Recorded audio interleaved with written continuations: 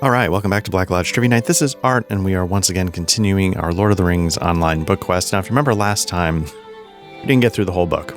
We're volume 14, volume 4, book 1, chapter 7. I was hoping we got about halfway. We're here deeper into Gondor. Level 96 on the cusp of level 97. But yeah, like if you remember last time, it's been a little while since I played in the real world. I was really enjoying this. I was really enjoying Gondor. It took me forever to get from, I don't know if it was around here, somewhere, wherever I was coming from. It took me a little while because I sort of got sucked into, I think it was over here somewhere, all the little stories going on in Gondor. So let's, we got a section of quest here. We got seasonal quest. We're going to get rid of that because I am a monster. And let's take a look at the book quest just to re-familiarize ourselves with what's going on. Find the overlook west of Calimbel and Belfalas that provides a good view of Edhelland. Okay. Why is this, can I not remove that? Maybe not.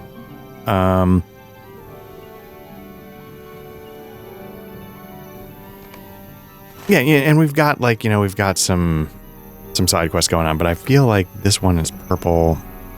So yeah, we're looking to go, we're looking to go up here. So let's get started on that.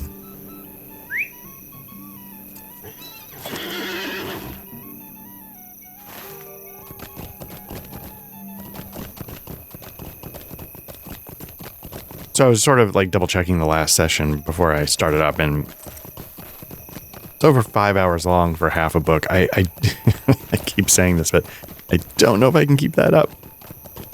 Like it takes too much. I don't know if I have enough time to do like 10 hours a book. As much fun as it is. And now I say that, and what's going to happen is I'm going to now spend another 5 hours on this book. So don't worry, I'm going to be a forgetful hypocrite.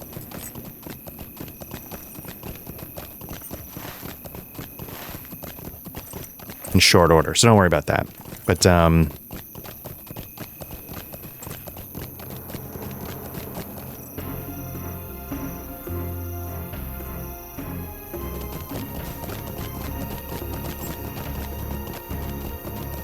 looks like we've got Corsair patrols.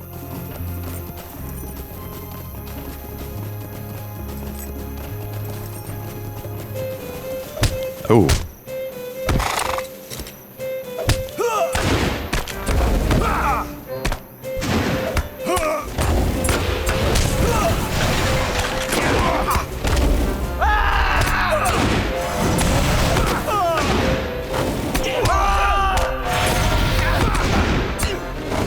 Trying to get my sea legs back since I haven't played in a little while. Yeah, in the meantime, I was doing a little on the side research, and apparently one of the many ways that I'm terrible at this game is that I am not using... Oh, I'm just going to walk right into this. I'm not using the shield and fist, these things here, spear and shield. So apparently, like real Warden players, what they'll do is they'll alternate two specific combos, maybe like whatever they are, so that you're not...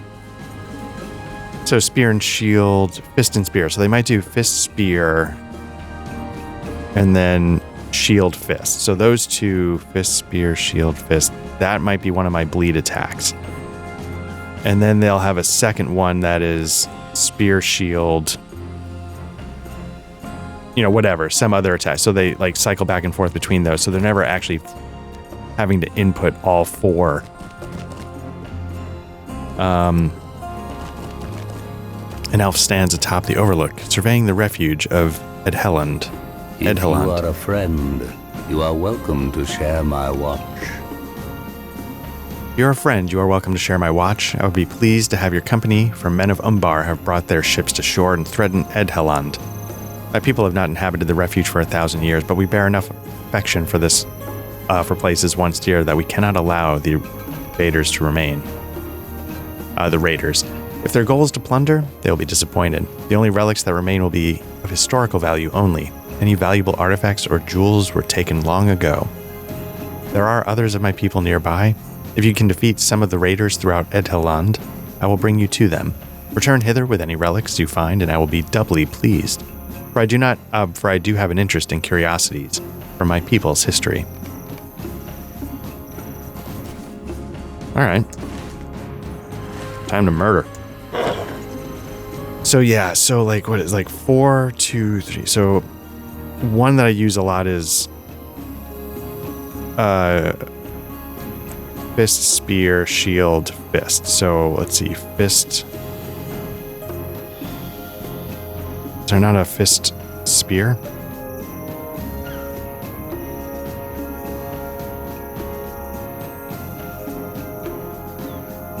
Spear and fist, right? So you'd start spear, fist, and then you need shield, spear. So you could just do those two. So then once you do those two, that would be, you know, whatever that, and then I could go spear, shield, you know, and then go right into one of my bleed attacks, and you can just go back and forth, back and forth. And yeah, so apparently that's how real people do it.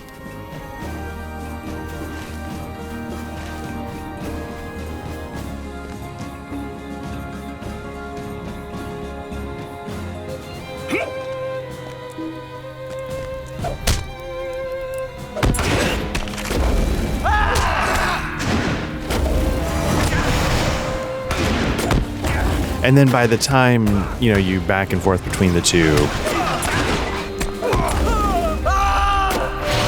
you're ready to reset the clock on the first one. Now, the thing, though, is that, like, I like to stack, so I don't know, it feels like a lot of reprogramming muscle memory, so I'm not sure that this old dog may not be ready to learn new tricks, so to speak.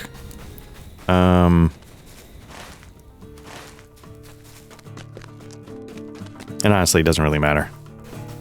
I imagine if I were raiding, if I were part of a team, these efficiencies would...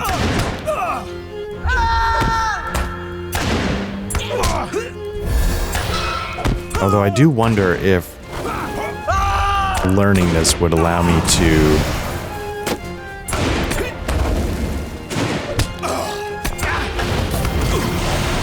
If it would help with lag, because sometimes like I'm missing inputs because there's like a hint of lag, or I hit the button too fast or something.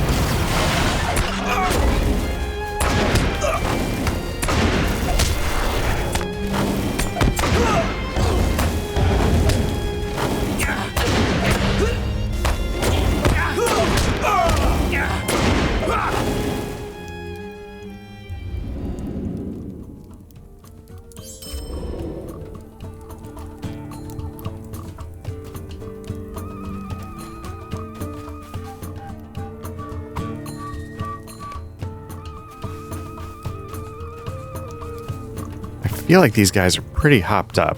I don't know why.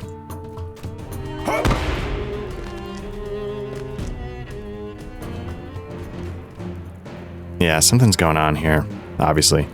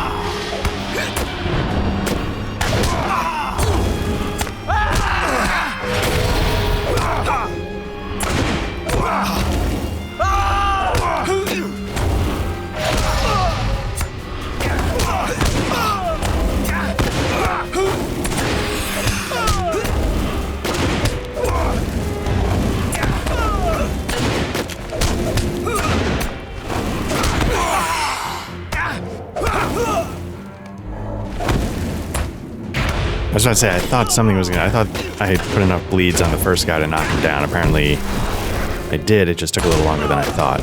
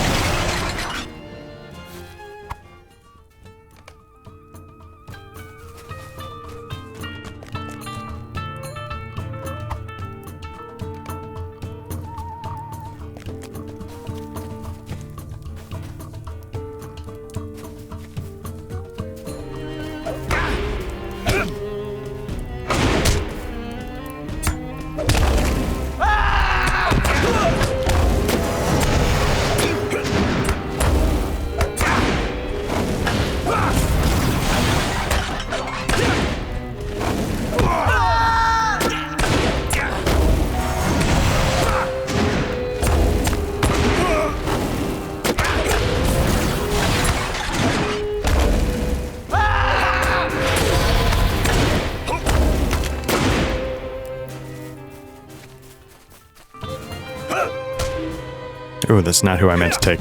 I was getting the guy in front of me. Luckily, wasn't too bad.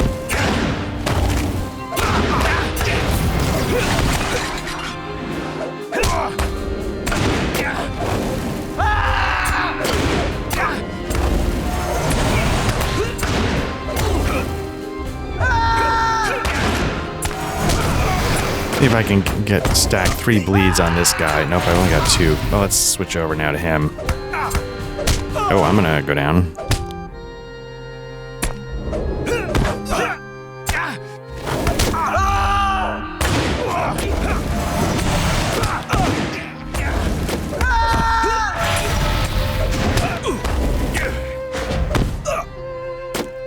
I'm trying to let myself get hurt enough so that this one fires off. There we go.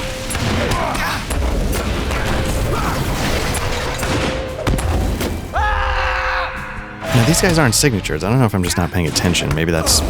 I mean, that's half of it, right?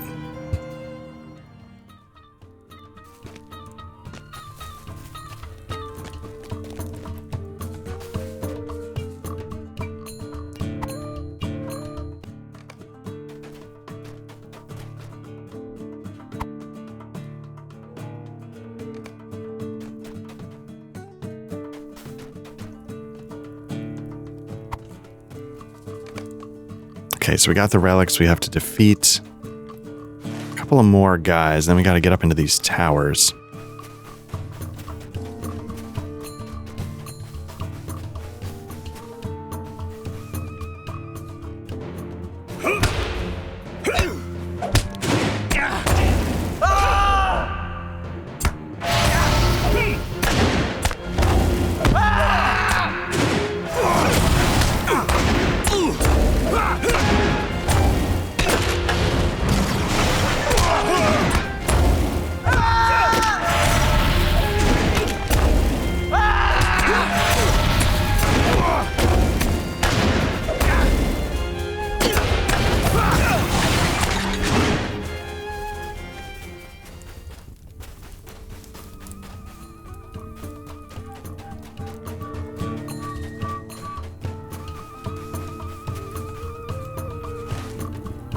Okay, so I feel like we're at one of the towers. I don't know if we're supposed to go in. Doesn't seem to be a door that opens. Assume that's a scholar thing. Explore the tallest tower at Edheland. Explore the southern court.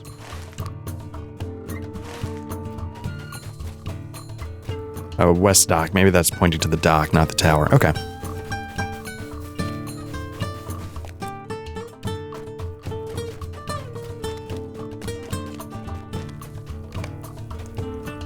Okay, Corsair ships have moored at the docks of Edheland. All right.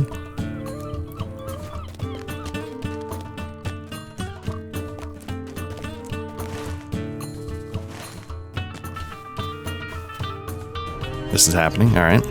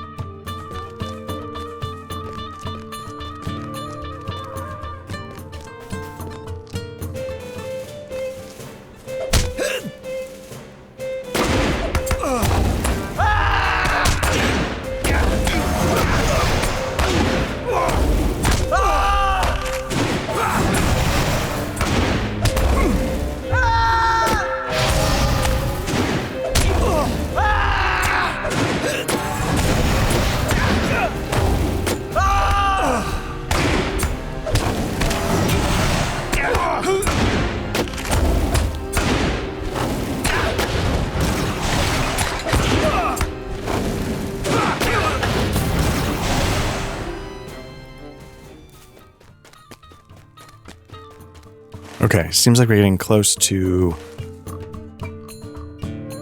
one of them. Is this the Southern Court, or is this the... Must be the Southern Court.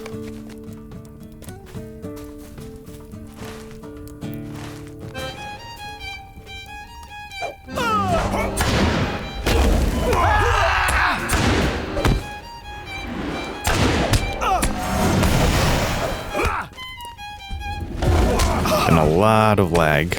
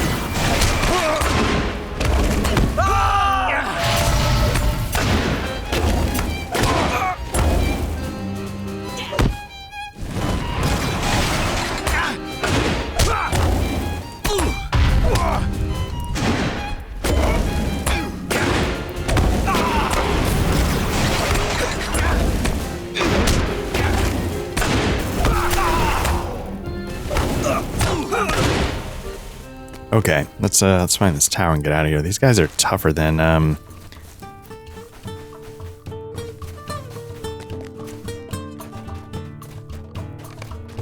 Okay, the tallest tower of Edheland once kept watch over the sea.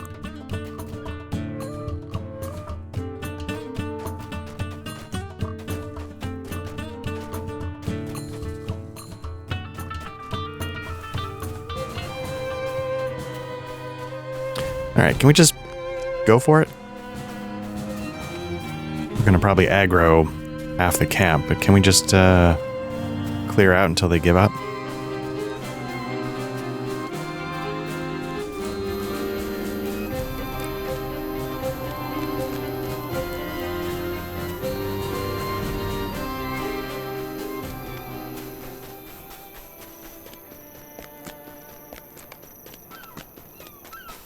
Yeah, let's see what this deed is. I think this is for, like, class deed. Complete master of the shield.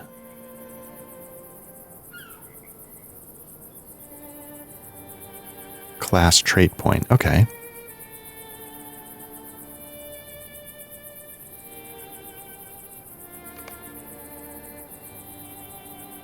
That seems like it would be good. Traits. I have not been paying attention to this. I've got 8 available. Okay, so yeah, obviously I've not been paying attention. Obviously, if you look at, you know, I'm sort of a little all over the place. Perceived threat's not going to be the biggest. Critical defense could be nice.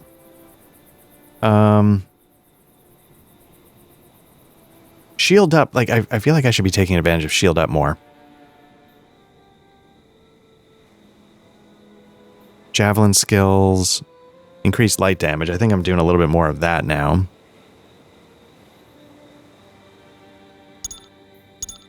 Can I get a stuff off my shield buffs? Why not? Because I do that a lot. What's this? Diminished targets. Finesse. Finesse rating is always good, right? Bullseye.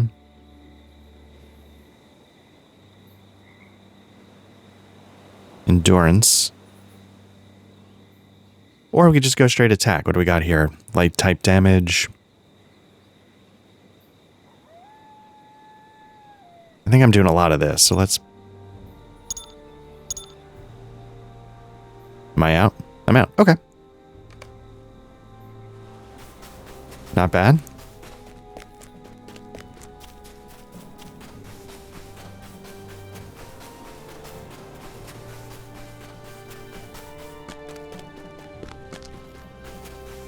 It always warms the heart to meet a new friend in these dangerous days. It always warms the heart to meet a new friend in these dangerous days. We do not have enough warriors to cast the Corsairs into the sea, but your efforts in the refuge have told them that even an abandoned refuge is never truly forgotten by the elves. I am Lauthlorn, and I am proud to count myself among the Avarim. We were tasked by Sidran, Serdan, the shipwright, with maintaining a watch on Eldharan. Man, I apologize. I'm just Kool-Aid manning through the pronunciation of all these words. Not a single one of these is right. Okay. We were tasked by Serdan, the shipwright, with maintaining a watch on Edheland, and have done now for some time, removing overgrown brush and keeping the paths clear, ensuring that the docks remain free of debris. If the havens of Mythland become untenable, this would be the last place from which my people could depart this Middle-earth for the Undying Lands. The men of Umbar that occupy Edheland do a grievous turn, and do not even know it. Dorthaneth is the leader of the Avarim, and you can find her in the cave where we reside now. If you follow the road southwest on the way to Dol Amroth, you will come to a rocky cleft in the ground to your right. Follow it down to a cliffside path over the water, and you will come to the entrance. Tell Dorthaneth of your experiences in this land, for she has wisdom about her, and has proven a capable leader of the Avarim for as long as I have known her. Okay. This is nice. We got a hidden encampment of elves. I'm going to start working the resistance on that front. So, as I face plant over the pronunciation of half the words I just read, there's a movie we just watched.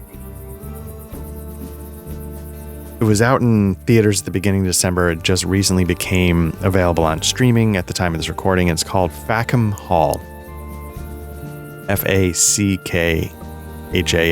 Hall. And it's basically like the old movie Airplane meets Downton Abbey. So it's that kind of spoof. Or maybe more timely, like, the recent Naked Gun movie. If you applied that kind of spoof style of humor to Downton Abbey, I thought it was pretty funny. I thought it was pretty successful for that kind of spoof. But what was funny, one of the ongoing jokes is, so, it takes place like in the late 30s. I don't know if it was 1940 yet, but you can sort of get the idea from a Downton Abbey style setting. And stuffy British aristocrats in a manor. But one of the people visiting for whatever the event is in the movie is the author J.R.R. Tolkien. And, Tolkien's barely in the movie. He's sort of like a side character that they, it has no impact on the plot, but they give him shit. I don't know who on the writing staff of Fackham Hall does not like Middle-earth, but Tolkien catches strays. It was pretty funny, but and again, like, I really like this game and I enjoy the movies. I don't necessarily love the books, and I'm not like, Tolkien's not by any stretch my favorite writer, but it was surprising how hard they went at old JRR for a couple of jokes. And then the other thing that was really sweet, this morning I was out running some quick errands before I jumped on here, and I was at the grocery store, and there was one of the self-checkout lanes. And, I'm half awake. I haven't had my caffeine yet. So apparently I was standing next to a self-checkout terminal with a mom and her young daughter. Not a toddler, but preschool, I would guess. Completely able to communicate verbally. But I would guess like in the 4-year-old range. And, so we're all just ringing stuff out. And again, I'm half awake. And all of a sudden, she, starts talking to me, because I think her mom was letting her pick up a book about Frozen with Elsa on it. And she was over the moon. And so she was so excited, she just starts talking to me and telling me about it. And I'm like, oh yeah, no, I'm so excited for it. I hope you love the book, because I'm not a monster. I'm not going to be weird, you know. And then at the end of it, she goes, it's so wonderful when you make new friends. And I was like, oh, that is very sweet. Because we had this nice little, you know, minute long conversation while the mom was ringing. And, you know, the mom was like smiling, I was smiling, being, you know, because I like little kids. I've had 2 of my own at one point that we know of. But yeah, that's how she ended it. She goes, it's really nice when we make new friends. And I was, for being a dead inside monster that you listen to half the time, like I was genuinely touched by, by her statement.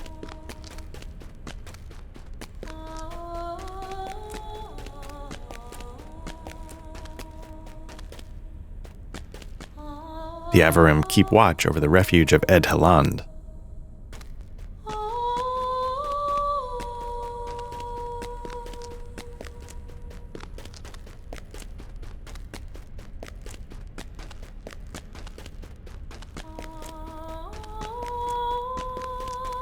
Again, you hit me up with a single voice a cappella going, ah. I'm there for it every time with the music.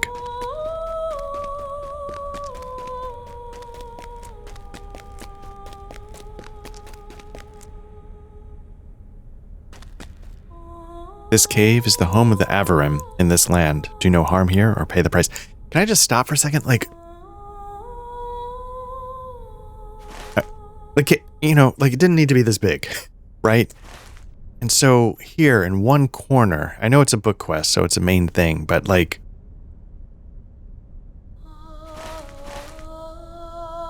I guess I moved us into a new map section. The dead marshes, but like this whole map. Pick a place, zoom in on it, right? Zoom in again, zoom in again. Pull back out. This world is so big, and you still get like this detail. I don't know, this game continues to overwhelm on some level. And you can argue, is it just like some of the graphics repackaged from Lothlorien? I mean, could you say that? Sure, but like, you know, somebody had to design every single nook of Middle-earth here.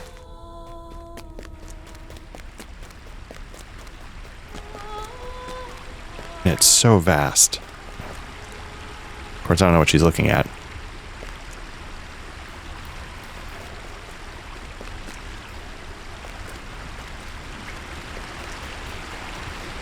An elf maid stands on the bridge, deep in thought.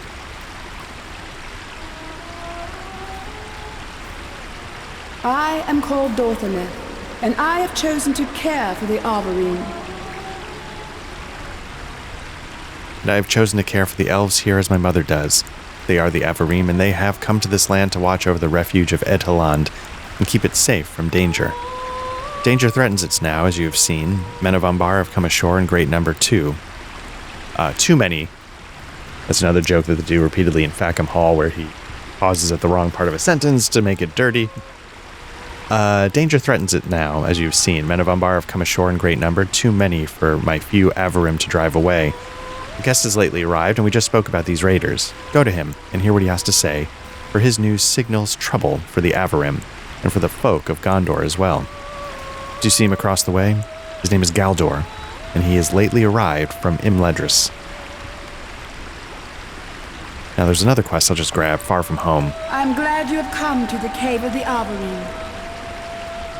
Lady Galadriel speaks of a Gondorian man on an errand he believes is important. It has drawn him into the dead marshes by the battle plain of old, and his feet are dogged by servants of the enemy. The Lady of Lorien does not need to express her desire in words for me to know what drives this message.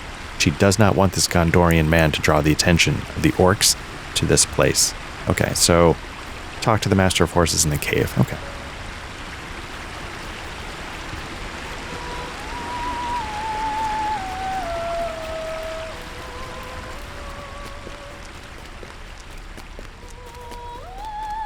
So I've mentioned before, I've got like sort of 2 areas I can set up for recording. And you've seen them both on this channel. One is where I am now on my main computer. The other, of course, is in the basement where I've done some Bookhouse Boys. And, you know, I've decided to, you know, I've said this before, but, you know, I've put a ring on it. I basically sold off all of my audio gear, and I'm going to go with SE Electronics T1 and a SE Electronics 4100. They're not that different.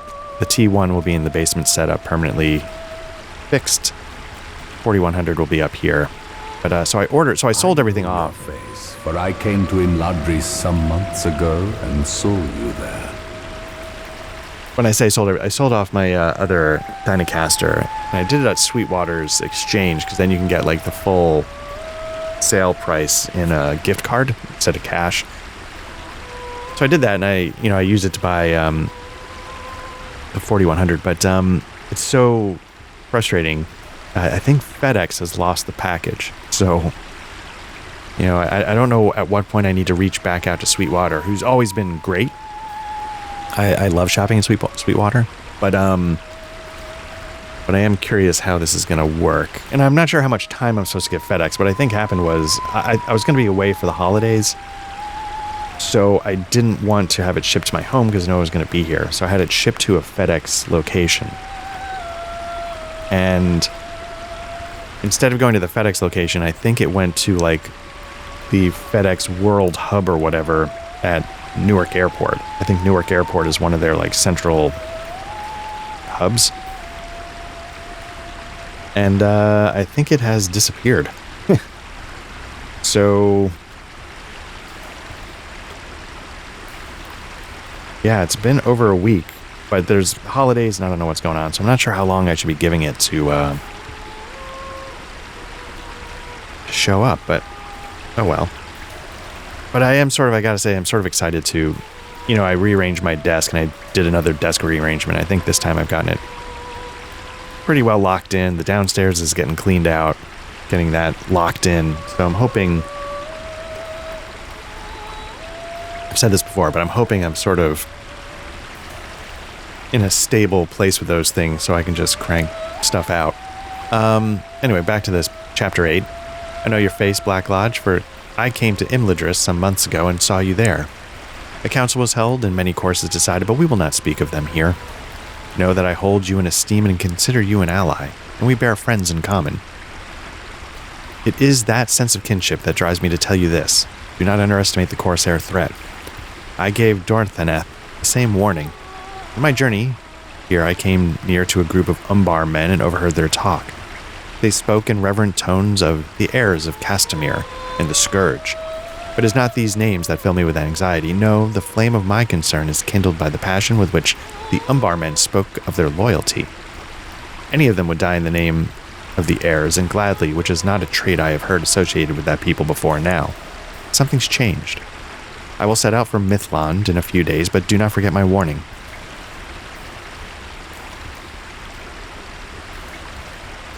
All right. Okay. Talk to Dorthaneth in the cave of the Avarim. Okay, let's head back up.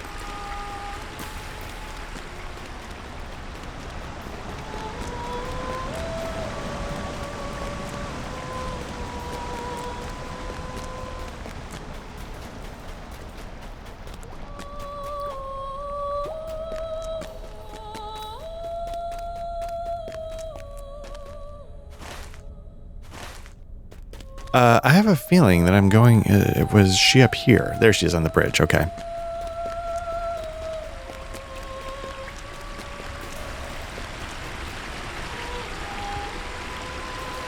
Gondor is right to worry. The men of Umbar have not possessed loyalty like this for years. And it was once believed their people would decline and no longer pose a threat to their neighbors across the bay. I do not believe these heirs of Castamere are truly descended from that king, but I have paid little attention to the histories of Gondor, and could not say for certain. The lives of men are brief. Before many a season has passed, they fall, like the leaves of the trees in my home. I have never recorded either. Dorthaneth is silent for a long time, and you have almost decided to leave her in peace when she speaks again. I'd be content to remain alone, listening to the sound of the water falling and the sighing of the wind in the trees, but as long as the Avarim must remain here, I will care for and protect them. There are others, too, with whom I feel a kinship and would safeguard. Go to Dol Amroth and give Lothiriel my warning. You must think I speak of leaving the world to its trouble, but even I, with every reason to do so before me, cannot truly withdraw. I've grown fond of Lothiriel, the daughter of the Prince of Dol Amroth, who rules now in his absence. On several occasions, she has escaped the watchful eyes of her guard and come to visit me outside the walls of her city. The matters of which we spoke, not war, nor armies, nor weapons. They were matters of love and of marriage, for Lothiriel is betrothed to a man she does not wish to marry. Such things are a lady's concern, and I counseled her on them as best I could. But now I must counsel her on these other concerns as well, weapons and armies and war. I echo the worry of Gondor. She must not underestimate the heirs of Castamere, and the one they call the Scourge. Lothiriel's father has been called to war in the east, but war finds her now in the west, and if either is lost, there will be no hope for the other when the night has come. Go to Dol Amroth and give her my warning. There is elvish blood in her line, but it is no sense of kinship that drives me in this. It is the love that I bear for the dark-haired woman who spoke to me of her hopes and her fears when the moon was high over the sea and banished sadness for a time.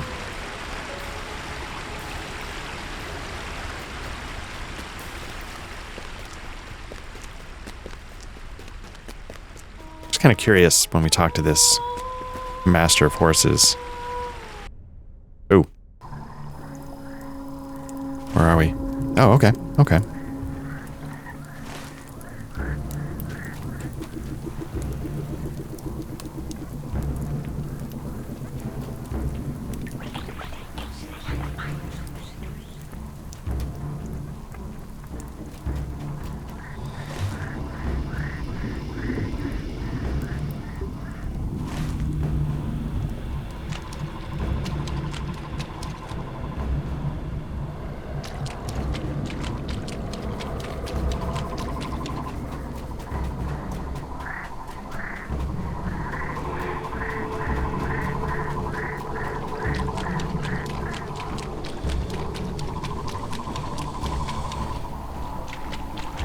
Did I click on the horse instead of the person?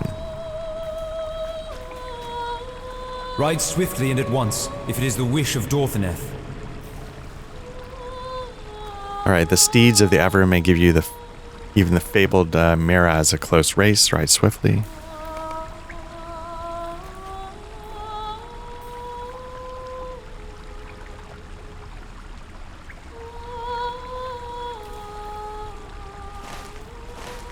Yeah, I wasn't sure where I was supposed to go. A long journey of many miles finally concludes. You have come to the dead marshes. Oh, I see. Okay. Hail, stranger! It is good to see a friendly face in this inhospitable land. Okay, I am Artemir, son of Ilkamir, and I call the White City my home. Where do you come, no matter... Okay. I was sent here by Denethor, the ruling steward of Gondor, on an errand of some importance. But it was entrusted to me in confidence, and I should not speak of it now. So we know Denethor is a mess, right? If we remember our text. I evaded a number of orcs on the journey here. Okay, Artemir seems to mean no harm, but his presence could threaten many fortunes. Did Frodo come this way? If he did, you should seek for a sign of him while you hasten Artemir on his way. So yeah, he like, dude, you're gonna tip off at the hand. You know, we're trying to get Frodo through. What I'm gonna do is... Oh, okay.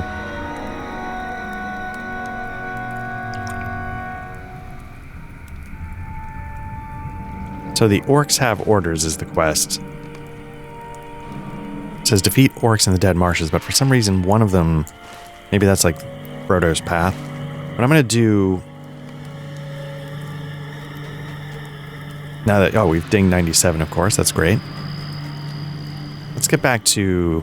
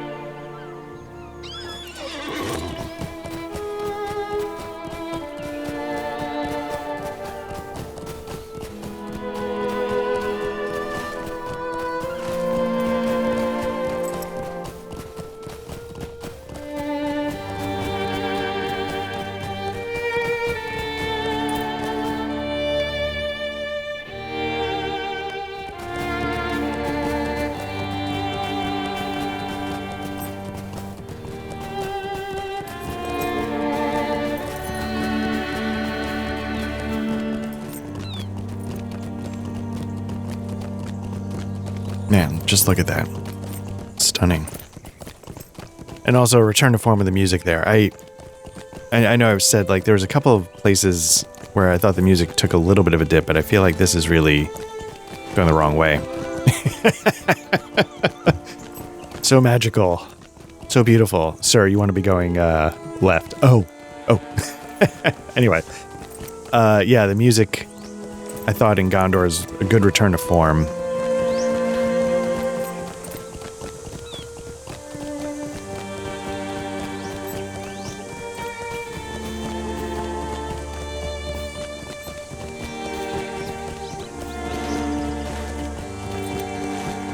And then also, again, getting away from, you know, Rohan trying to introduce the mounted combat. Rohan, and I shouldn't let it...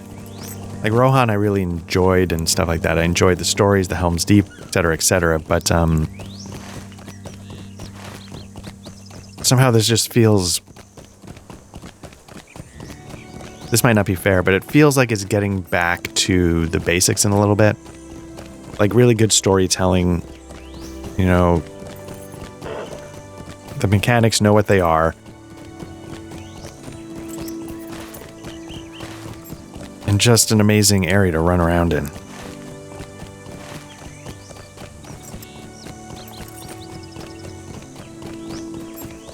And maybe this is a weird assumption, but I feel like, you know, if the player's gotten to this point, you know, I'm level 97...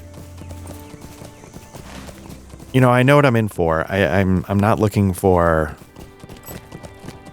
Like, you know what I mean? Like, you got me. Like, you don't need to get too crazy trying to keep mixing it up. Like, I know what this is, and I'm here for it.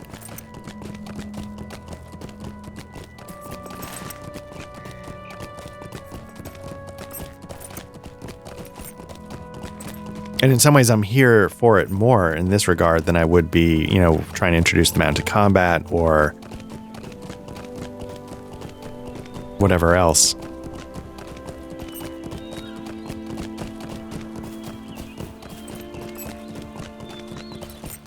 I do wish that I enjoyed Moria more.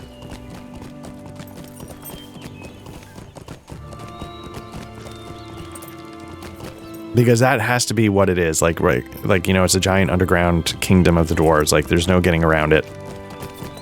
It's extremely important. You can't ignore it. You can't not have book quests occur there. So, I don't know where I'm going.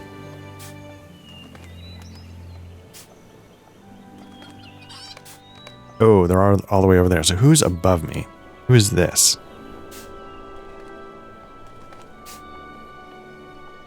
Into the woods. What's that? Search for the missing workers. Okay.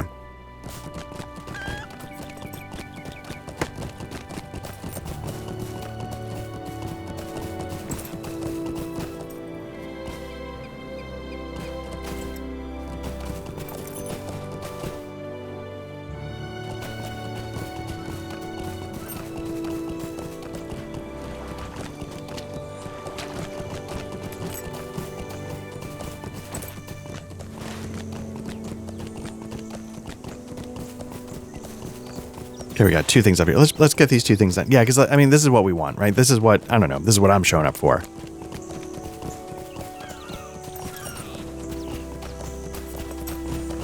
I want to just be in Middle-earth.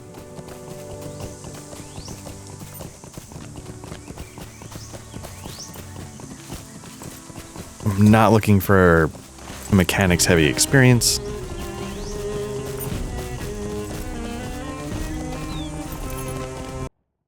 Ooh, ooh, ooh.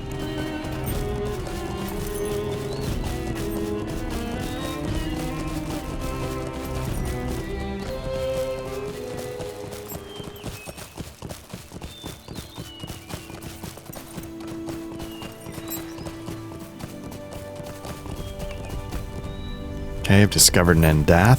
Feel like there's a fight about to break out here.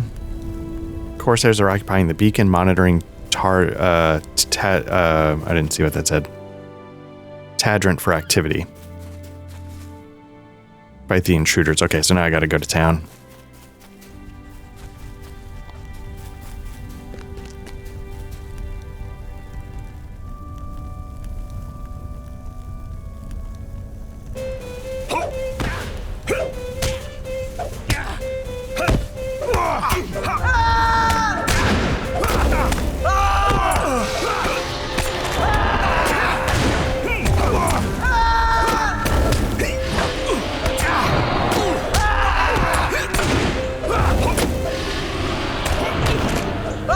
I think that third guy's about to jump in here.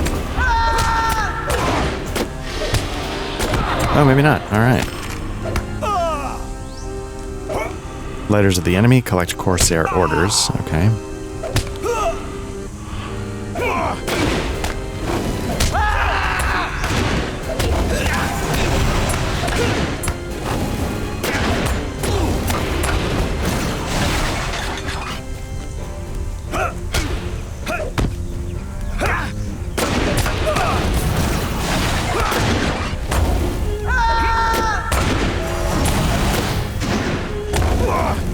It's interesting. I don't know if I've, it was just literally gaining a level, but like if you're looking at this fight, I feel like these are basically the same kind of people I was fighting in Edheland or whatever. I'm barely taking any damage, where before I was losing like half my morale. Seem to have roughly the same number of morale. They're not signatures like the other people weren't signatures. So I'm not quite sure what's going on.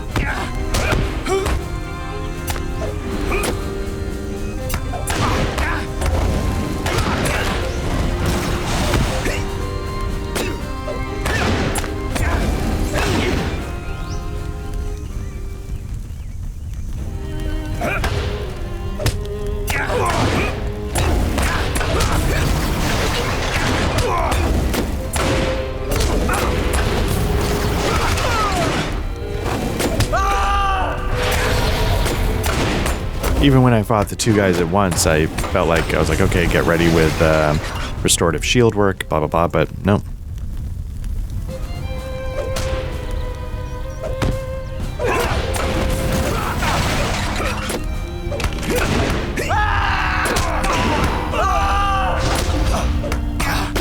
Now let's see if that holds true if I just go all offense.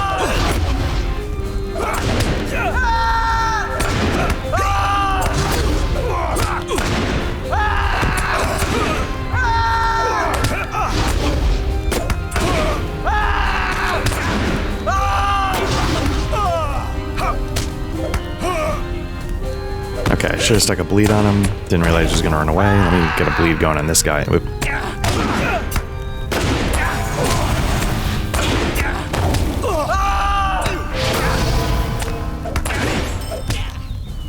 Okay, so we got the intruders. We need...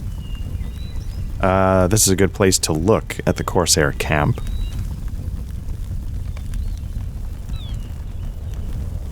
Still shy 2 orders, though. The camp is oddly quiet. However, you see Corsairs near the camp moving crates downstream.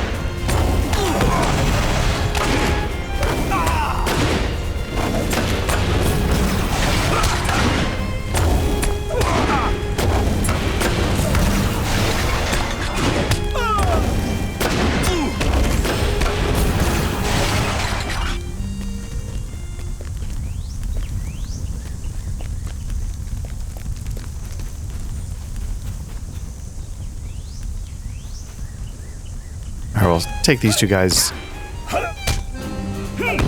Hopefully one of them gives me the remaining order that I need.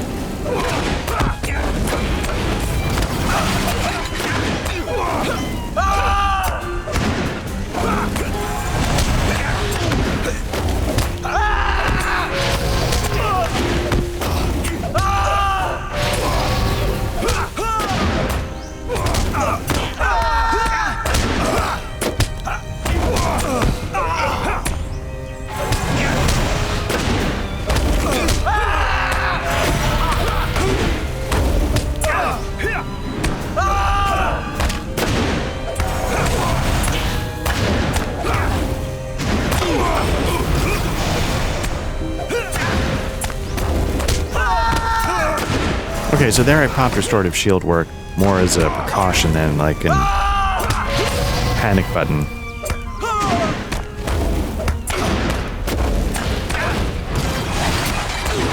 But it feels like a night and day difference with the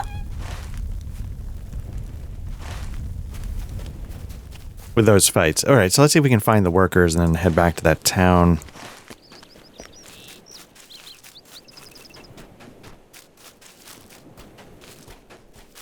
Now my fear is I'm supposed to be actually trying to figure out how to get on top of the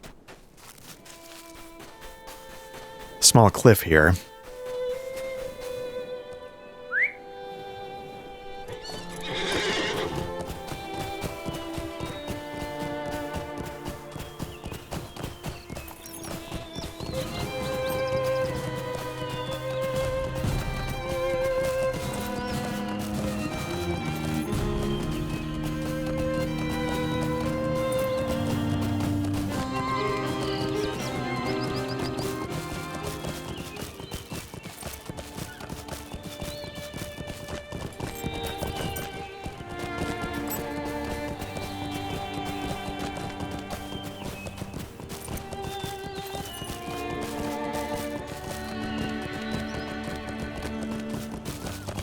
Oh, here we go. Looks like Corsairs got to the workers first. Collect wood, examine one of the bodies. All right. I think these guys gotta go.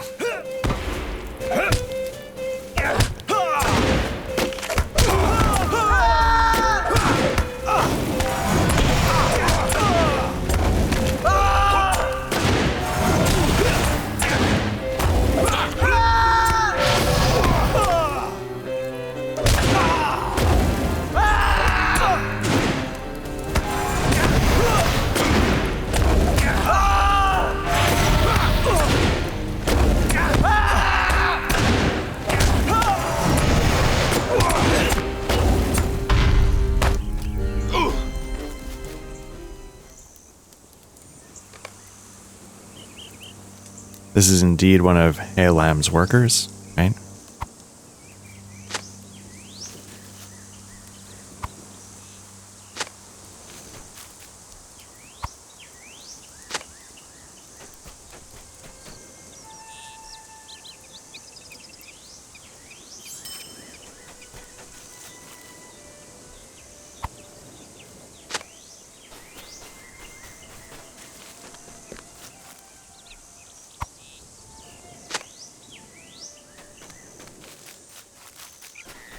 Okay, so we want to get back to, I guess this is...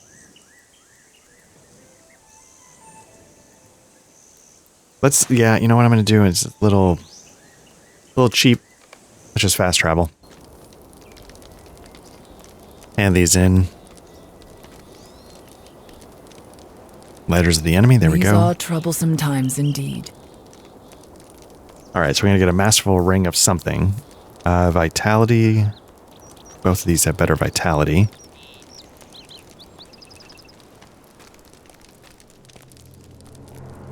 Not sure.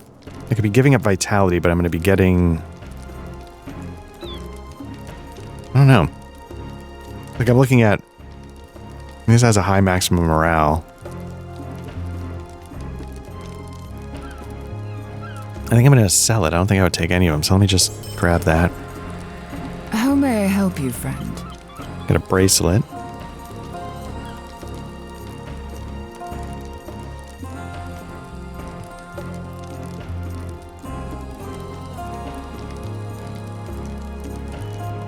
This one's finesse.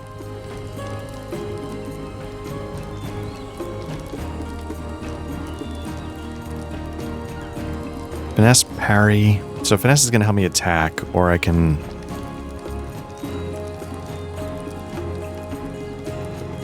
Or I can just get like a massive bump in maximum power, but I think I'm going to go with the finesse one.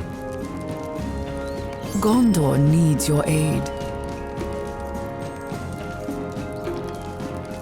So the bracelet I'm going to lose is the Gleaming Bracelet of the Valleys, I think.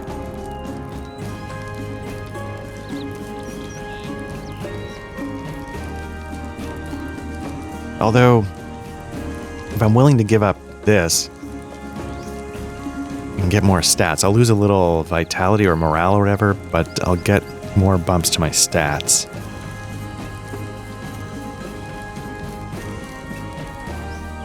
I might do that. Let's see. So I'm at 119,771. So I don't go down too much, but I think I get a nice bump in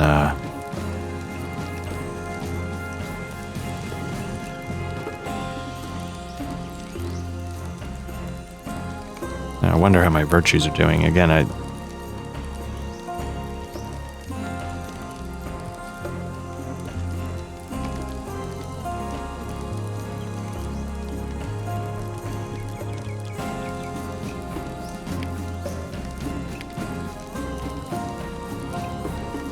what am I working on, actually?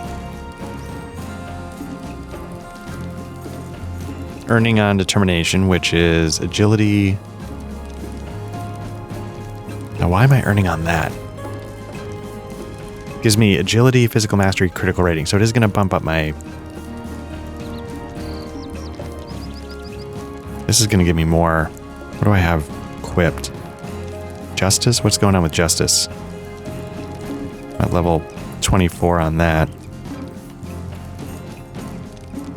Loyalty, I remember being good.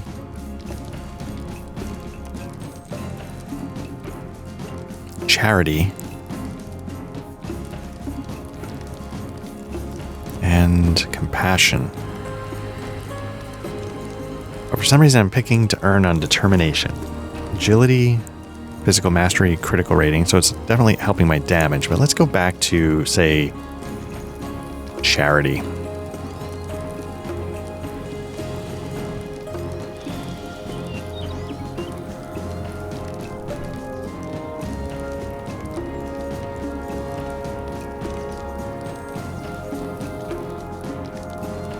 Probably should be selling a bunch of stuff, but that's okay.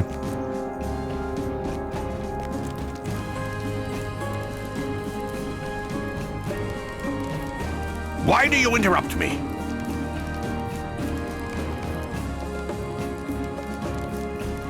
So what I'm going to do is I'm just going to grab What is the meaning of this? these quests, patrolling the roads into the marsh.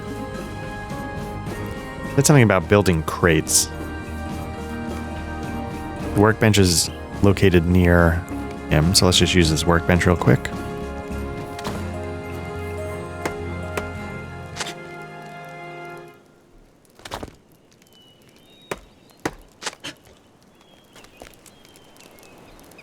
Why do you interrupt me? All right. I doubt we can reforge anything, but oh Well no, we met. can.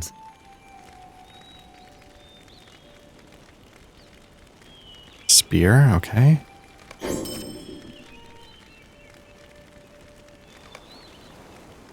And then javelin.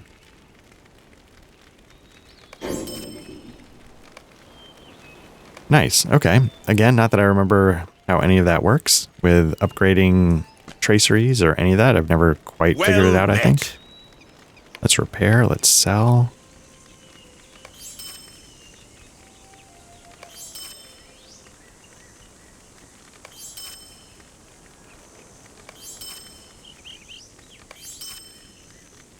Yeah, I think I'm just going to sell that ring.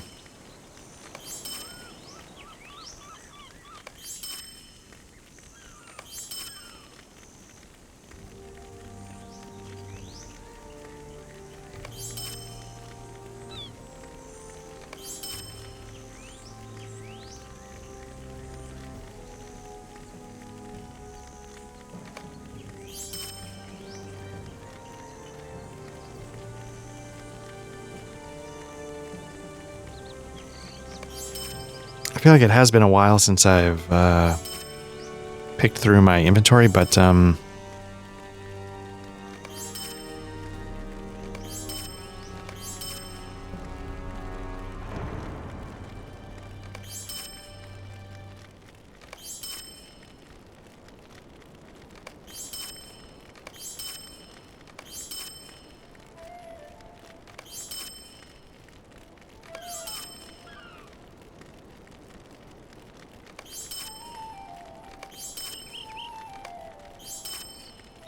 Now, what's this? Is this something I'm going to want? So, a nice big boost to morale. It doesn't do much else. And I feel like I've sort of got something better already, so let's sell that.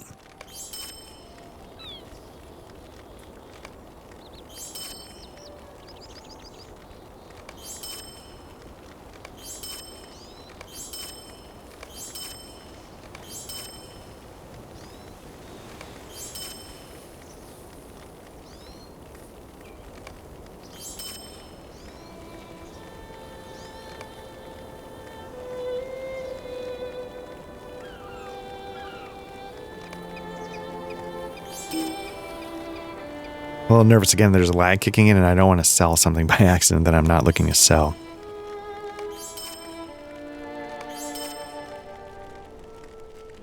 All right, I think I'm good there.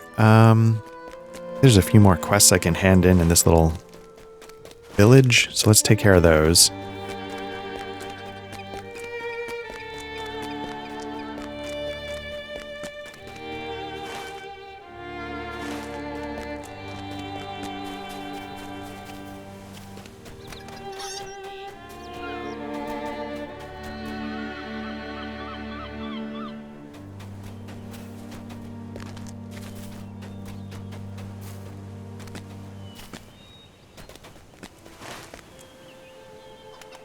Or is there no one?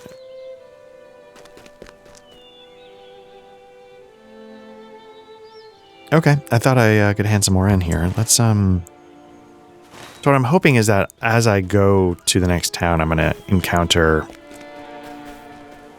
enough Corsairs to bang that out.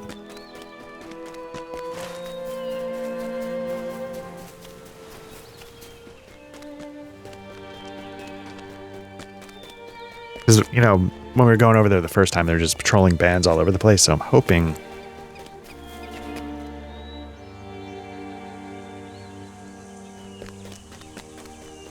that'll be an easy one.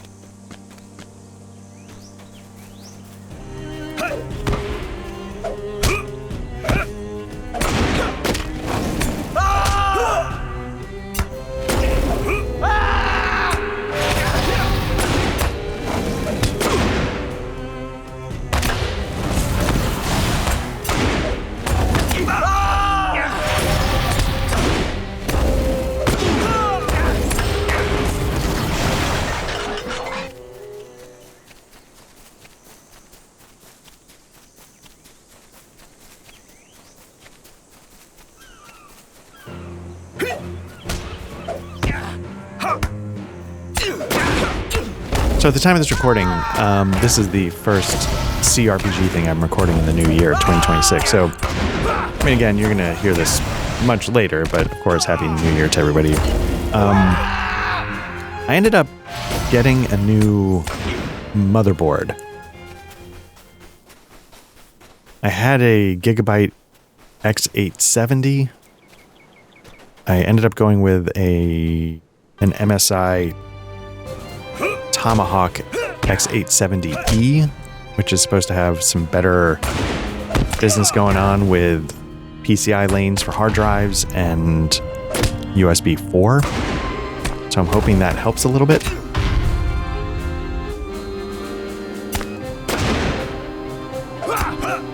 So far, so good. I did have some issues getting everything reinstalled, but it was my own stupidity. I didn't realize I had left a USB device plugged in. I think I had my Stream Deck plugged in while I was trying to reinstall Windows. And so it kept like trying to figure out what's going on and do I need to get drivers for this? And so it constantly failed installations. And I was like, oh crap, am I screwed? But then again, I did my trick that I had to do with my old motherboard, which was, you know, strip out all the hardware, all the everything. And I realized, oh, I don't need to do that. I just needed to not plug in my Stream Deck or something, or whatever. While trying to get it done. So since then, it's been pretty good, although I did have a crash. I was recording. These guys count? They might not count. That might be the problem. I thought they would count and do not. I was recording OBS. I was recording a Bookhouse Boys, which has definitely been up by now. It was about espionage RPGs. And I got about 20 minutes into it, and it crashed. OBS crashed. Not both of them. One of my OBS crashed. I run 2 recordings, one for the screen, and then one for my dumb face. And my dumb face crashed, which was going to a different drive, so I was like, okay, wait a minute, is there something going on with this? So then I swapped out the device. It was a Camlink, 4K Camlink going into a USB-A 3.0 USB kind of port. And I swapped it for an AverMedia that's all USB-C, and I then went directly into one of the USB 4 ports on the back of my new motherboard, and so far, so good. You know, when you use both USB 4 ports, instead of being 40 gigabits or whatever per second, they become 20, but that's more than enough for a camera, which are, you know, they can work on like 5. That's what the Camlink is. So I'm hoping now I have both of my cameras, so to speak. I have my camera on a 20 gigabit per second plug, so I'm hoping that takes care of everything for good. Probably shouldn't blame it on the Camlink. Could have gotten an adapter to put the Camlink into a USB-C into the USB 4 port, but I've always, you know, I don't know if this is just me being crazy. I've always had better luck with AverMedia than Elgato. Like, the Camlinks have been fine. I messed with, though, like an internal PCI 4K adapter, and my AverMedia, it's a Live Gamer 4K. That's what I have now. Ended up in the end working better and easier for me than the Elgato, whatever their internal PCI slot 4K card is. Part of it was the software, but part of it was the hardware itself. I just had better luck with the AverMedia stuff.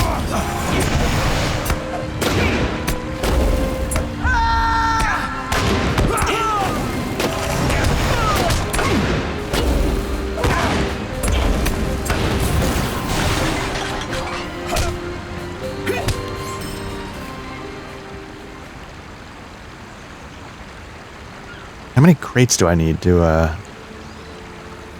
2 more. Okay, so let's hit up this middle island here. It's going to take care of everything.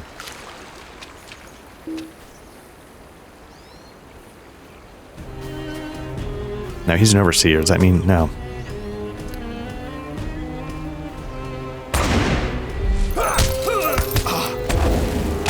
Okay, so you're watching the lag kick in there, right? That wasn't me just standing around wondering what's going on.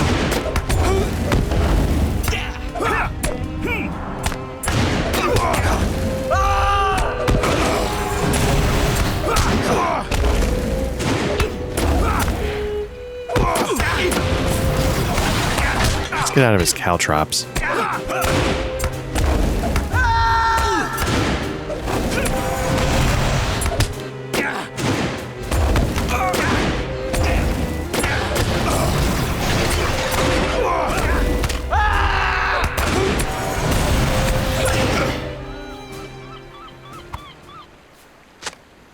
Anyway, so I'm hoping it's all basically good to go.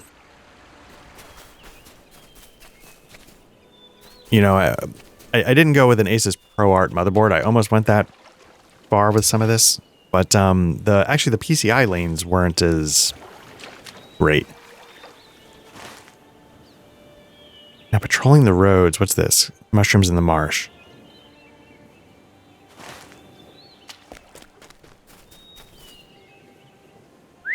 And, you know, I didn't need, like, double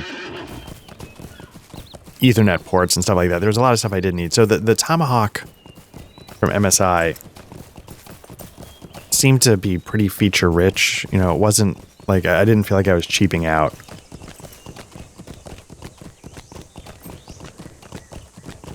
And yeah, the PCI lanes with the hard drives are good. Like, it shared some PCI lanes for a hard drive, an NVMe drive with what? The USB 4 ports, but so I just avoided using that slot.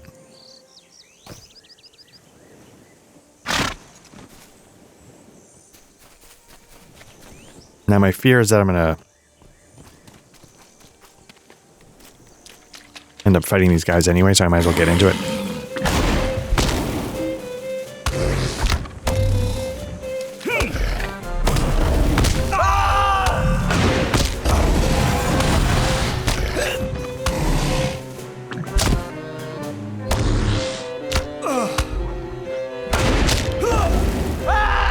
So yeah, I just didn't use that slot. So in theory, all my NVMe drives are not getting jammed up PCI lane-wise. I don't think there's anything that would have to share with my capture card that's in its own PCIe slot. I was hoping to be able to use both my PCI slots and not have them share too much. Like, you know, just have one for my camera, which maybe didn't need all super duper speeds, because the camera is only at 1080p when my PlayStation's at 4K for when I'm capturing. But the stupid, the graphics card is a 3-slot card. Oh, shit. And, I'm not paying attention. It's a 3-slot card, and the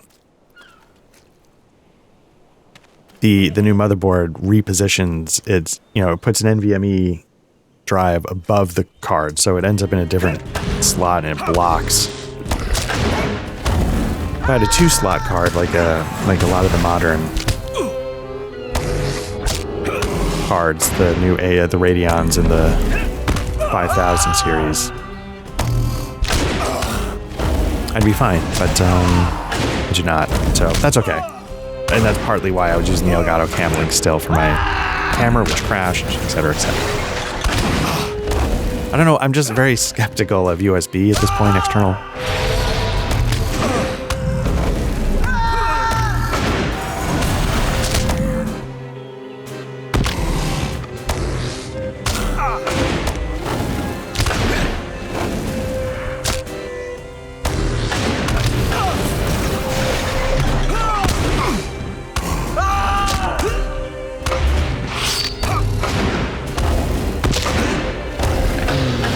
Okay. That's snappers in the shallow. We're going to kill 10 of them. Is that going to count as one? We can finish this patrolling the roads. So we'll see. Yeah, I'm a little skeptical. It would have been nice to be able to use that internal card, but that's okay.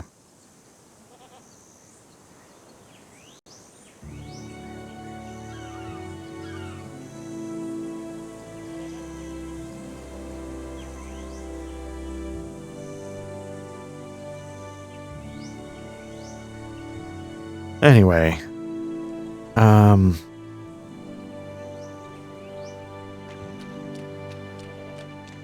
then the other thing this made me do, and this might be crazy, I came across an article as, you know, it was a review, I don't know if it was a YouTube review, it's like, you know, I was looking at a lot of reviews from motherboards and stuff like that as I thought about what I was going to do, and, one thing I came across talked about, like, the power draw. I don't know how I got onto it. It was like, I was looking at laptops for MacBooks and stuff, and, you know, because, you know, again, currently unemployed, trying to restart freelancing soon, trying to gauge, like, am I going to need my own equipment? And I was looking at the power draws of the, like, Mac Minis, and how, like, just doing normal day-to-day tasks, which is what I do 90% of the time, draws like 5 watts, 8 watts, something like that, and how, like, my PC tower just doing day-to-day tasks might draw 100, 200. It made me realize, like, why am I turning my PC on when I'm not gaming? You know, like, nothing beats my PC at home here when I'm gaming, but when I'm not, like, why am I doing that?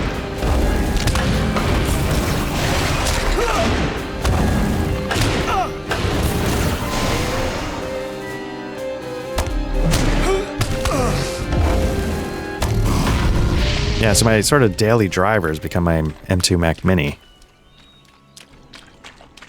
You know, all my job searching, all of my email, YouTube. I was already using it for writing because I use Scrivener. And one of the things I've been doing, you know, during my unemployment, like I look for work all the time. But over the holiday break, I'm like, you know what? I'm going to keep looking for work, but I'm going to slow down a little bit on some of the other stuff I'm doing for a potential, like, career pivot. And I'm going to focus on sort of codifying, like, my spy homebrew RPG stuff. And, you know, so that's Scrivener. That's all on the Mac, you know, so I was doing that. Yeah, the only problem with I've got a 3-monitor setup, and not that I need 3 monitors. But the M2 Mac Mini can only output to 2 monitors, so that's fine. Let me get this going because I'm about to die again. That going. So that's okay. You know, that's not a big deal. But,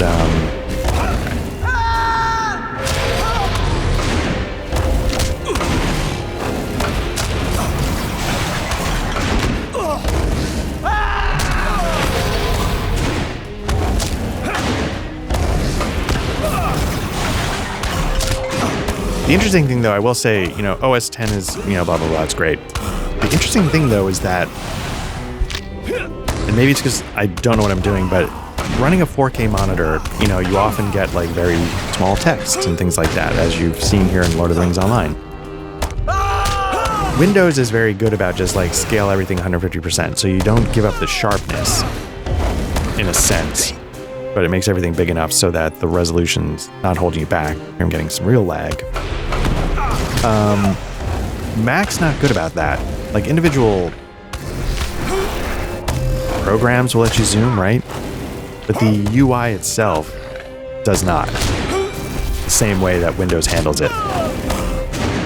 And that actually, bizarrely, might be the one thing I miss. I was tempted to run my main monitor at 1440p on my 4K monitor, because it looks, you know, it's pretty good at up-resing or whatever, but it was bizarre that that doesn't work very well. And I was reading online, there's ways to do it where you can use, like, accessibility features to blah, blah, blah. But yeah, there's just not a blanket, like, zoom this monitor 125%. So, like, most of the web pages, my writing software and stuff, I have all the zoom correctly set so I can use it easily. But then the menus, you know, at the top of the OS and stuff are like here on Lord of the Rings Online when you get some small text going on. Not as bad as you're seeing, like, in the chat box on the bottom left, but not amazing. But otherwise, you know, and again, it's just a mental thing, just the idea of, like, using, like, 1/50th of the power or whatever to do the same tasks. I mean, I'm sure, like, at the end of the day, it's, like, going to save me, like, $40 a year. But, you know, like, again, every little bit helps on some level. And two, like, why not?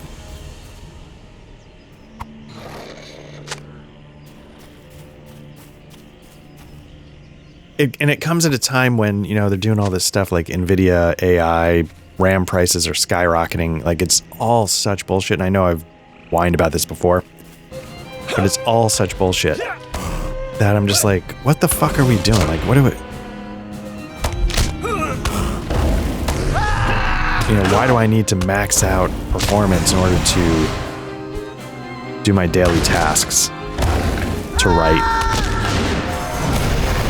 To watch YouTube reviews of microphones that I keep telling myself I'm out of the game, and then they pull me back in, you know.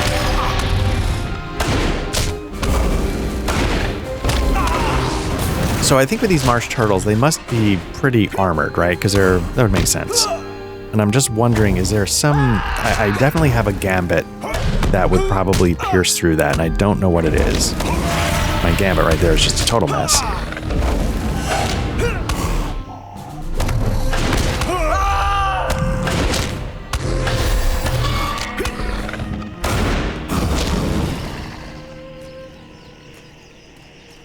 And it definitely makes a difference attacking a yellow versus an orange turtle. How many turtles have I... Your eye catches a big orange mushroom in the marsh. Halem might enjoy selling this specimen.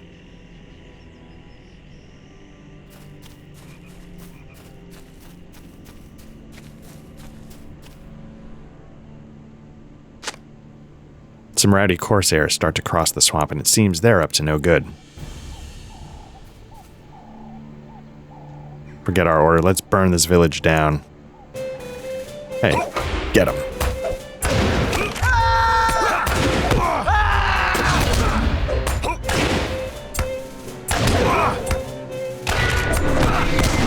Anyway, so that's, little things.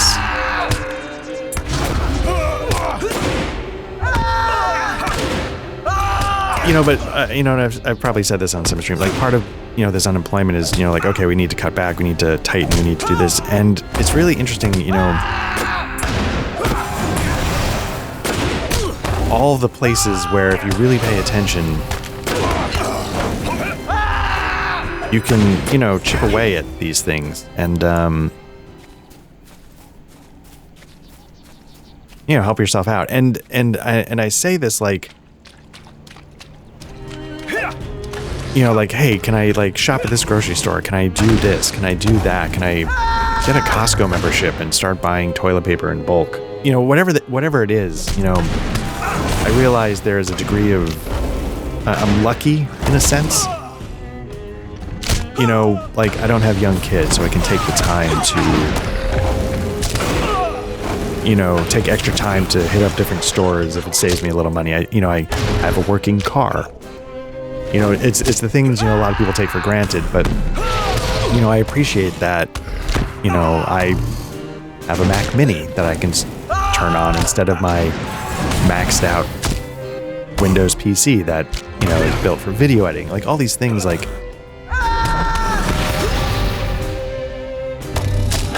I appreciate that, and it's an interesting challenge. I'm gonna die again if I'm not careful, so let's pop that. Let's see if I can... Nope, you know what? That's not going to work. Because I should have done it in the opposite order. But, okay. What I did was I did restorative shield work and then Never Surrender. Never Surrender, I should have let myself get whittled down and then had that pop and then restored my shield work, so to speak.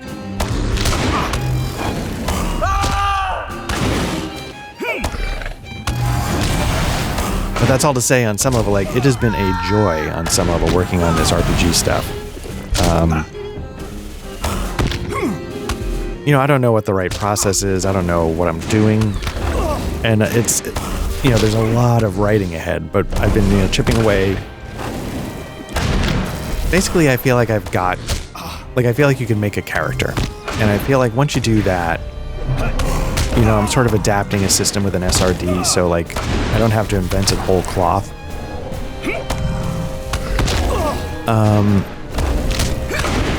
So I feel like, if I were to get my turn in the rotation, I might want to take this for a spin and continue our Looking Glass War-inspired adventure just to see how it works, because I think the thing, I'm going to be very excited to write it up, learn maybe how to, lay out a book, using software. That could be kind of fun. It might look like crap. Maybe I give up, but in the end, I'm curious, about the playtesting aspect of it. Let me restore some shield work again. Because it's basically just, until I put it out there and see what people think. It's just Matt and Patrick.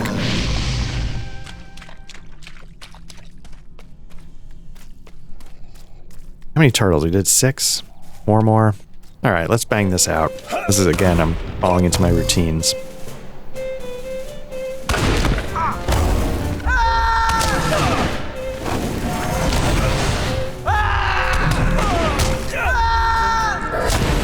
Now, what did that do? Piercing strike, okay.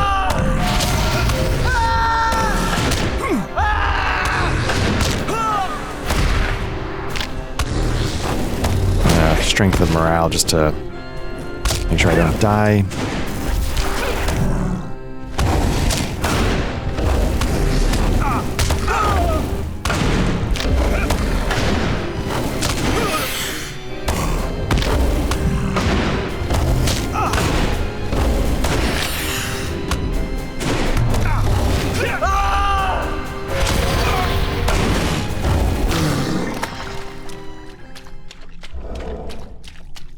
Now, in terms of the recording schedule, I'm a couple of sessions behind on Lord of the Rings, so I'm trying to, I have a little bit of time, get caught up in the alternating Lord of the Rings, not Lord of the Rings release schedule that we do. Because at the time of this recording, I finished Dark Souls 3, and I'm looking forward to giving that next thing a shot. But, and this is what I, at the very beginning of this recording, I was like, I don't know if I have the time. That's why, it's very difficult for me to spend 5-6 hours, because that'll eat up days. I only have so much time during the day to record. And that could eat up 3 or 4 days, where if I could do this in 2 or 3 hours, I might be, make a lot more time available for other stuff. The lag's pretty bad here, I gotta say. Not that that's excusing my terrible play, but it's a little rough.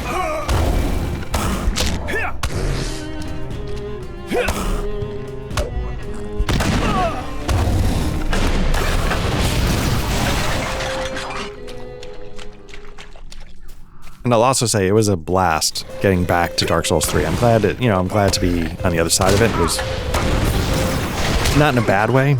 It's just like, oh yeah, no, this was good. I'm good. So I'm glad. And there's still a couple of optional bosses I never got to. So luckily, Dark Souls 3 does a thing which most of the modern Souls games do. They don't force you into New Game Plus the moment you win. So I could go and just tackle those. Just I get bored. I'm like, yeah, let's go stream me bashing my head against this fight for 4 hours and failing.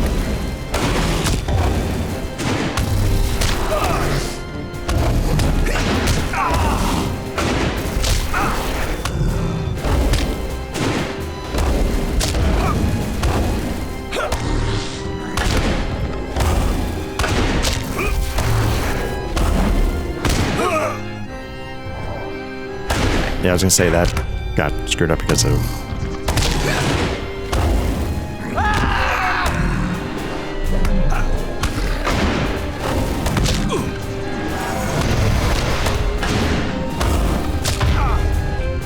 Is that the last one? No, one more.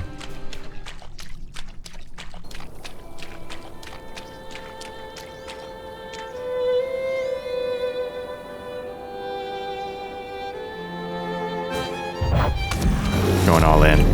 Start with an ambush. Don't have the time to get the maximum lead, which did not proc. Amazing. There we go. But the lag's gonna, I don't know what there we go.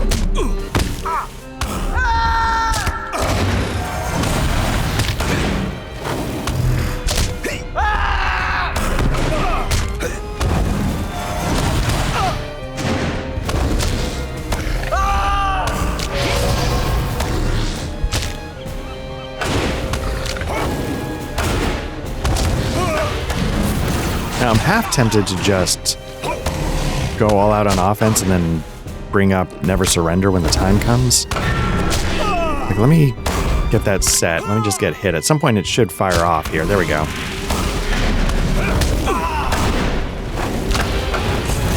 And I'm getting pretty close to restorative shield work coming back.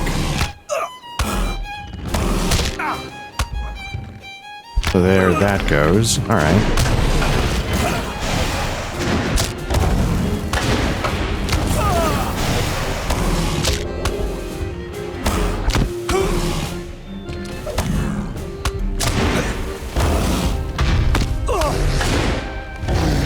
Nice. All right.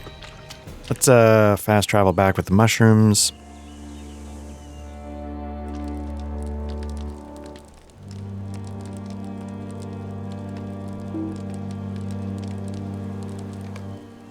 Yeah, just lag all over the place. I beg Okay. your pardon. All right, snappers in the shallows. Let's hand that in. And whatever this is in These are troublesome times indeed. disrupting the flow. This was probably the Corsairs. Gondor needs your aid. Confront Tabadam and Makham at Mijan. Let's we'll take that. Who knows what it is? Let's go over here to the healer and quickly repair our business. Well met. And okay. Where are the captains of the Corsairs? No, let's again, these are things that I can do when I get a hankering to play Lord of the Rings online in my downtime. Like, I don't have to do these right now. I can just go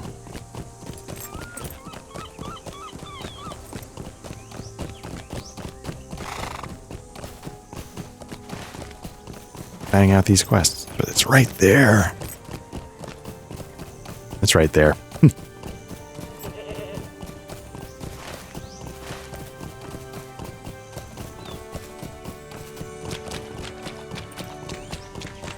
But it's a whole camp. All right, let's just keep moving on the book quest. What do we got? 9. I think we started the day at like 7 or 8.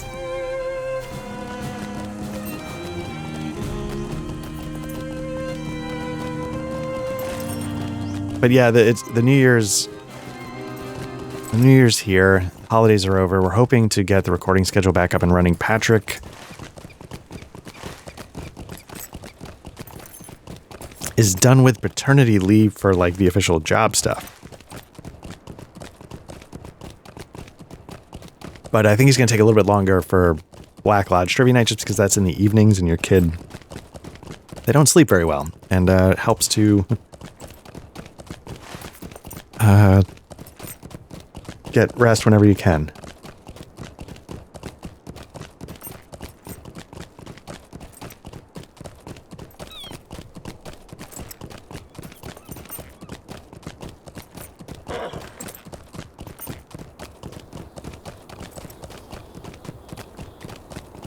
But yeah, just a lot going on, you know, health issues with extended family, really rearing its ugly head. Very busy, but we're hoping to, you know, find moments, find some room, some wiggle room in everyday life to stick with this fun stuff. But anyway, to the point is, so Patrick, I think, is not quite back, so that's going to give Matt and I a little bit longer. Hopefully we can finish up our, again, at the time of this recording, our Blade Runner thing that we've been doing. And then when Patrick's back, you know, it'll be something that we're talking about. Like, Matt technically was up in the rotation. He was running Cymberum. But I don't know if that, the light is faded on that one, or if he wants to pick it back up. Or if he wants to yield the floor for his slot in the rotation, just be like, you know what, whatever. If that's the case, it would be Patrick's turn, but I don't know if Patrick's going to be wanting to get something up and running and juggling a newborn. So we'll have to see how this is all going to work out. I'll say, like, nothing about this has been disappointing. This has been really fun with Black Lodge Trivia Night. Like, if I were going to use that phrase, it's the rotation, because, you know, in my mind, I wanted this to be a way for everybody to run what everybody wants to run. And I hope, you know, I got to run my spy thing. I don't know what else. And, you know, I've run things on the side, like one-shots and stuff, but, you know, the main thing I've gotten to run is my spy thing, and it's been great. You've come to the entrance of the docks of Dol Amroth. Bolton, speak your business, stranger.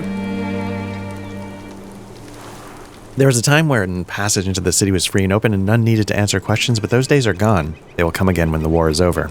You say you've come with an urgent warning for Lothiriel from Dorthaneth, the leader of the Avarim. Leader of the creeping elves, you should say, for that is closer to the truth.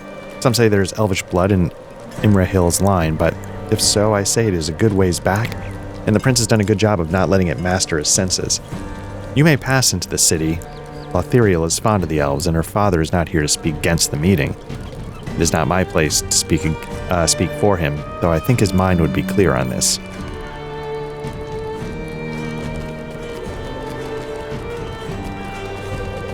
But I don't think I've been here before. I thought oh yeah, look at this.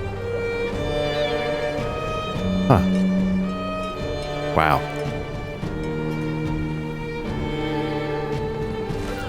And again, I've said that, like, there's just so much material to pull from that I wonder if the level designers are like, oh my god, this is going to be so amazing. We get to build out this Dol Amroth, in the havens of Belfalas. Or are they just like, oh Jesus, there's so much material that we have to pull from. We got to get it all in or else somebody's going to freak.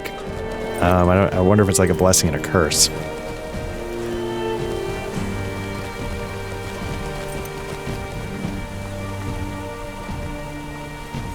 What news do you bring, traveler?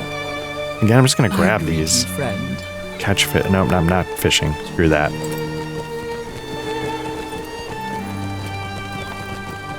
Man, look at this.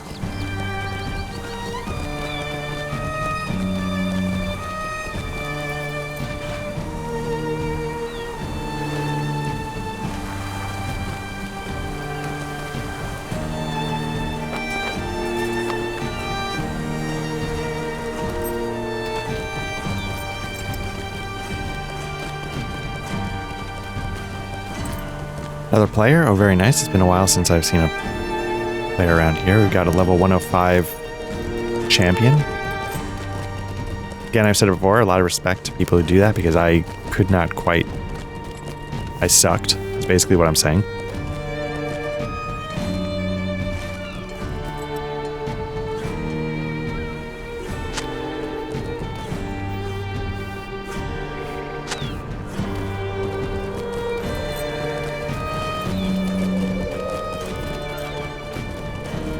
Do I have to go to other boats? Is that the idea? Okay, maybe that's the idea.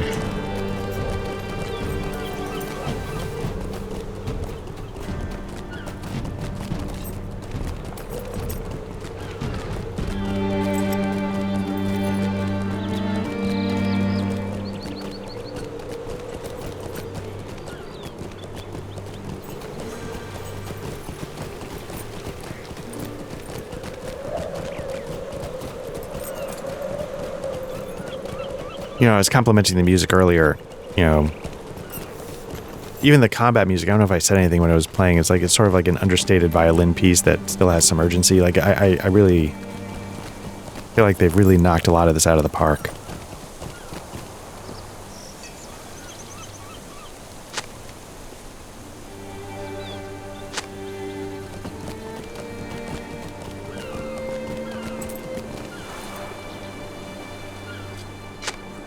So, as much as I talk about sometimes, like, oh, I need to stop doing side quests and focus on... Sometimes, like, this kind of stuff I don't mind because if I'm new to an area, it gives me... I'm going to be walking around probably anyway, so I might as well pick up 30, 40,000 XP a pop just to take a look at something I was probably going to take a look at anyway. That's how I see it sometimes. And then other times it's just, I want to experience it all. Now, given that, I still won't... I'm still not fishing.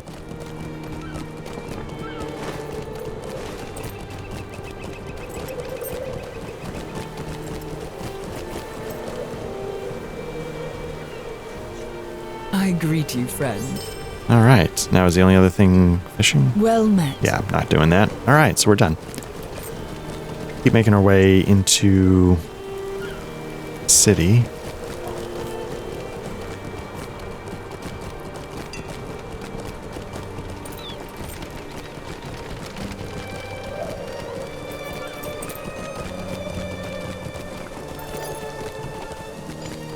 This is a dumb question. Is this the first time we're, like, on the shores of Middle-earth? We're here on Gondor. Like, you start here. But I didn't spend much time in Ered Luin. been in Rohan, which is pretty landlocked. So maybe this is really, yeah, the first time. I mean, I know when you go to, oh goodness, Eriador, Forakel, there's some water there. So it's not literally the first time, but like this, but that's not like a functioning water port, you know, that's just outposts and frozen over water and stuff with shipwrecks. But this is like, Numenos is on the lake, but it's not giving these vibes off.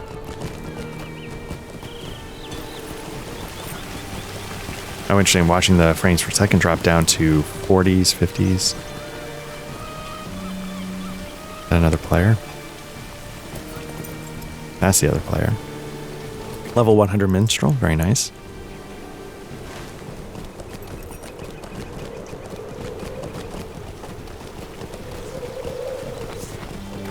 It looks like the frame rate is stabilized. I don't know if it was just because I was coming into a new area.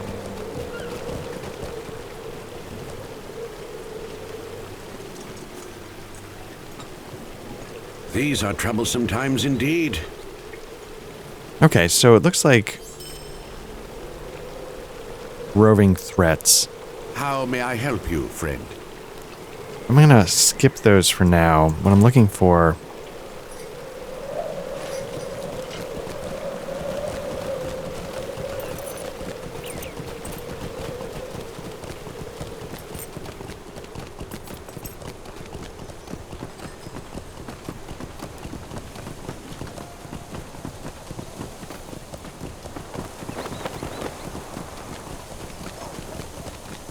Wow, this is really cool. So, you know, a lot of the times when we run into like Rivendell and stuff like that, I know I've talked about like, oh wow, it's so majestic, it's so beautiful. So we're getting human places now, places of men that can rival it. And it's just as impressive in some ways.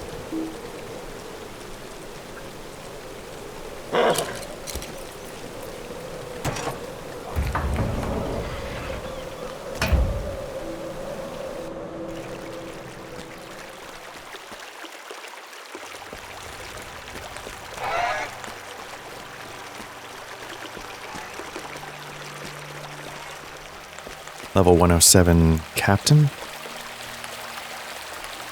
What brings you to Dol Amroth, adventurer? Surely there is danger to be found everywhere, and you seem a long way from your home. Lothiriel's face brightens considerably when you reveal that your message comes from Dorthaneth. She's one of my closest friends, and I have treasured our conversations. Recently she had some wise counsel to provide about a delicate matter, but we need not speak of that. What message does she have for me now, friend of my friend? I will take Dorthaneth's warning to heart, but I do not know much about the people of Umbar. You convey Dorthaneth's warning about the heirs of Castamere and the one they call the Scourge. Lothiriel frowns deep in thought. I will take Dorthaneth's warning to heart, but I do not know a great deal about the people of Umbar, or their leaders. Every child of Gondor knows the tale of Castamere the Usurper, of course, but his is a name from long ago, and I thought his line was ended. I do not know. My father has always said the finest way to combat a new foe is to learn as much of his history and as temper as you can before facing him on the battlefield. I think this is wisdom. To that end, I ask you to go to the libraries of Dol Amroth and speak to Pethabir, the master of the archives. He was my tutor when I was just a child, and he believed I neglected my studies. This will not change his mind, but now I need information, and he will know where to find it. Learn from him everything you can about the Corsairs and their masters. Perhaps in doing so, you will discover something we can use to our advantage. All right. Now, are these here in the building?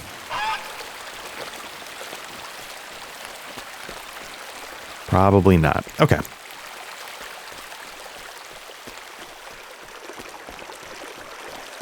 This is amazing. Look at the...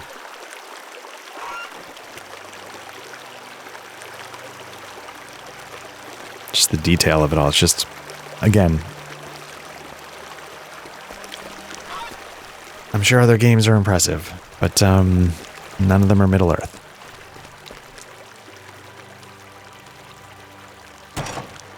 A couple of seconds of lag even on the doors.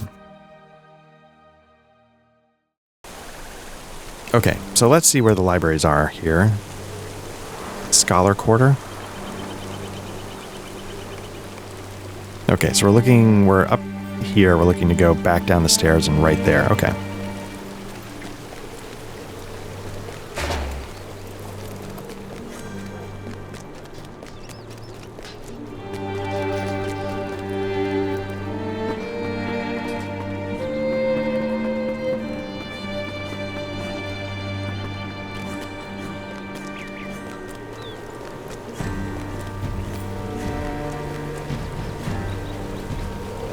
Nope, that's not where we're going.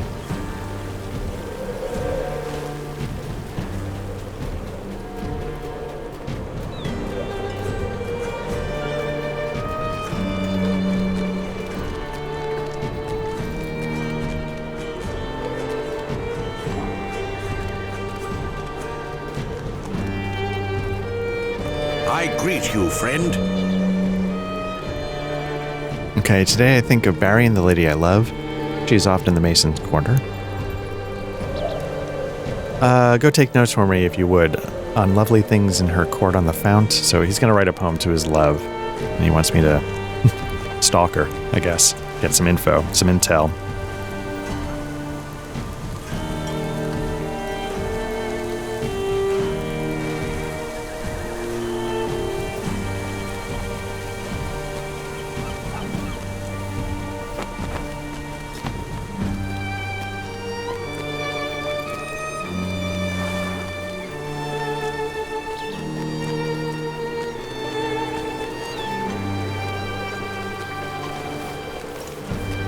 Marion stares boldly and expectantly at the master stonemason standing out amongst the...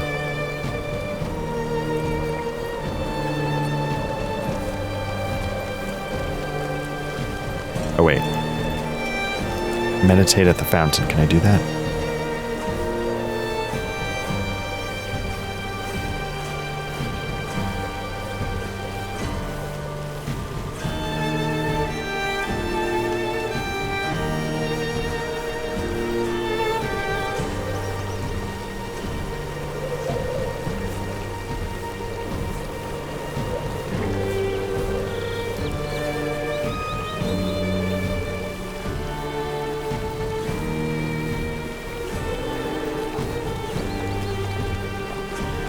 So here's the deal, like, I feel like the Great Fountain of Dol Amroth is in the Court of the Font. Okay, so that's not, I'm not at the right fountain. But I feel like if you're trying to write a poem, you need to be the one that takes this transcendental journey. I can't go look at your muse, and I can't meditate. You know what I'm going to do? Because I'm wondering how to get around this town. Let's fast travel for the book quest. At the beer. Well, the scholars here are at your disposal, of course. Lothiriel seeks information? What a wonder. She has never sought her knowledge before this. Perhaps she has begun to take seriously the duty with which she has been charged? At last. When I was her tutor, she was the very picture of inattentive boredom. It is one of my greatest regrets that I was unable to impress upon her the importance of study. That is ancient history. What matters now is the present need. The scholars here are at your disposal, of course. Allow me to guide the course of your study. Naramil and Noseth have traveled extensively throughout the kingdom of Gondor and can tell you a great deal about the land and our rich history. Noseth has particularly keen insight from the lineages of the kings and of the stewards and the political intentions of various lords and ladies.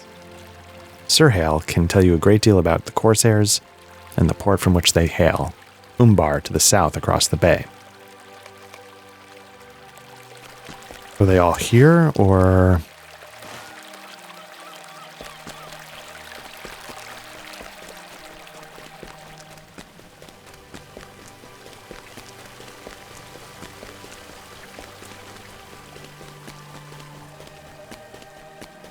Wow, this is so cool. Why am I not seeing...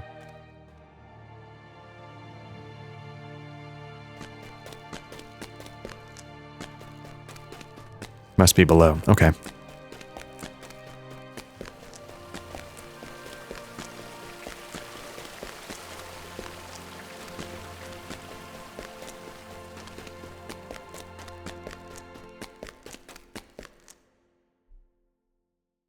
I will tell you what I can about our kingdom.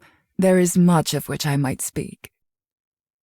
The kingdom was first established in the wake of a disaster. The land of Numenor fell beneath the waves. Only fast ships could save the household of Elendil and bring them to these shores. Right, there was Numenor, right. High King Elendil's sons ruled the kingdom together, but when the Dark Power returned to Middle-earth, Elendil and his sons, Isildur and Anarion, were slain. The line continued by way of Anarion's son through many years, until Irnor, the last king of Gondor, disappeared into Minas Morgul and was never seen again. For more than 900 years, the rule of kingdom is passed down through the hereditary line of the ruling stewards, charged with maintaining the peace and welfare of Gondor, until the line of kings is restored. Few believe that can ever happen. Any claimant would need to prove an unbroken bloodline, a task that seems insurmountable to this poor scholar. All right. Interesting, I'm not getting... Usually they would give you like little rings of... The people are here, go talk to them. That person must be upstairs.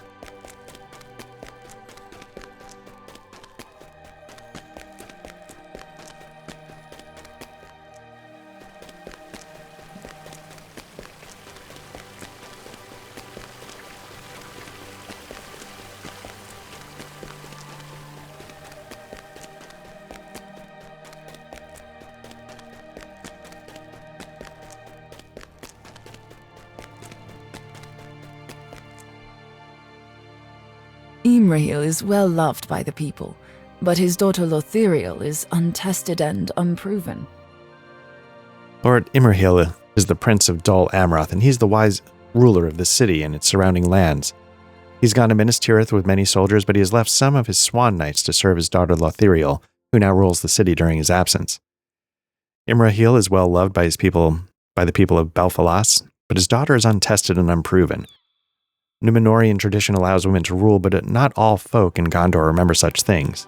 I've heard some dissatisfaction that she was chosen to rule the city while her father is away. But Lothiriel is loyal and complies with her father's wishes, despite her young age and a tendency toward recklessness. She recently disagreed with an arrangement of marriage, but it is my understanding she will go through with the proposed match, despite her feelings, or the feelings of a great many of her people. Some things are not meant to be, and I fear there will be a reckoning for it. Okay. Alright. So now we need to learn about Umbar.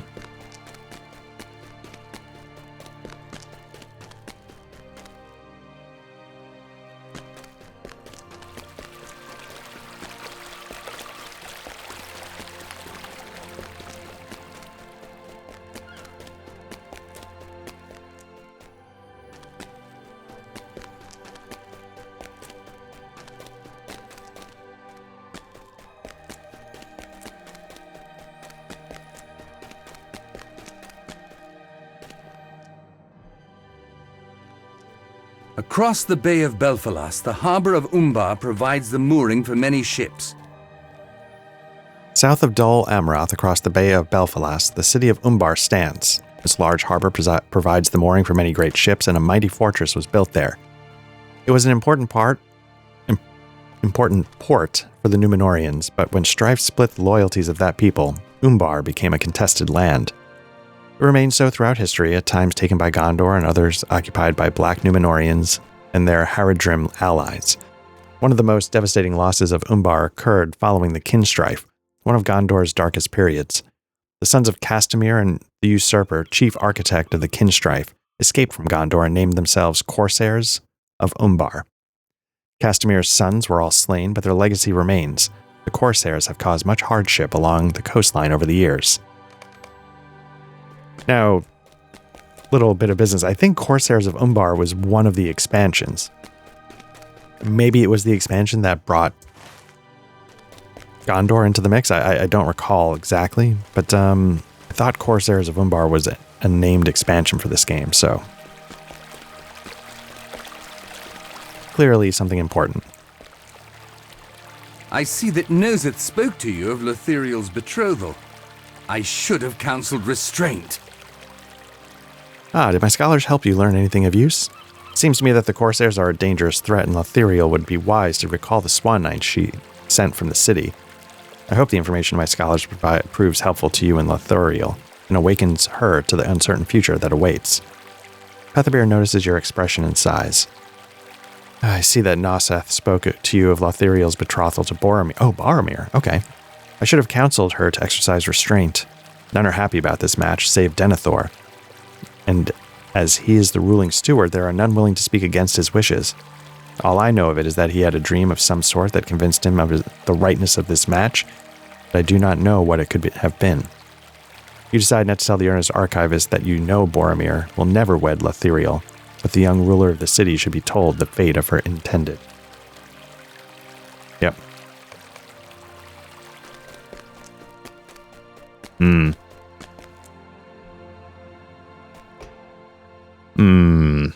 Yeah.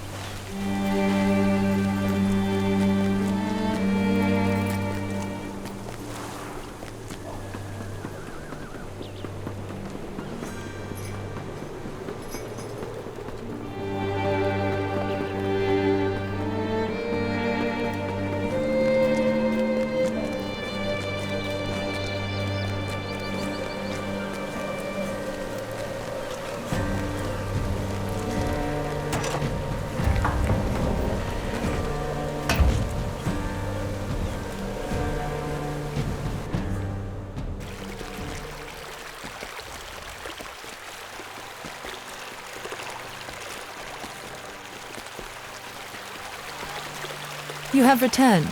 Why do you appear so sorrowful? What is wrong? Have you learned anything that will help us to defend against the attacks of Umbar?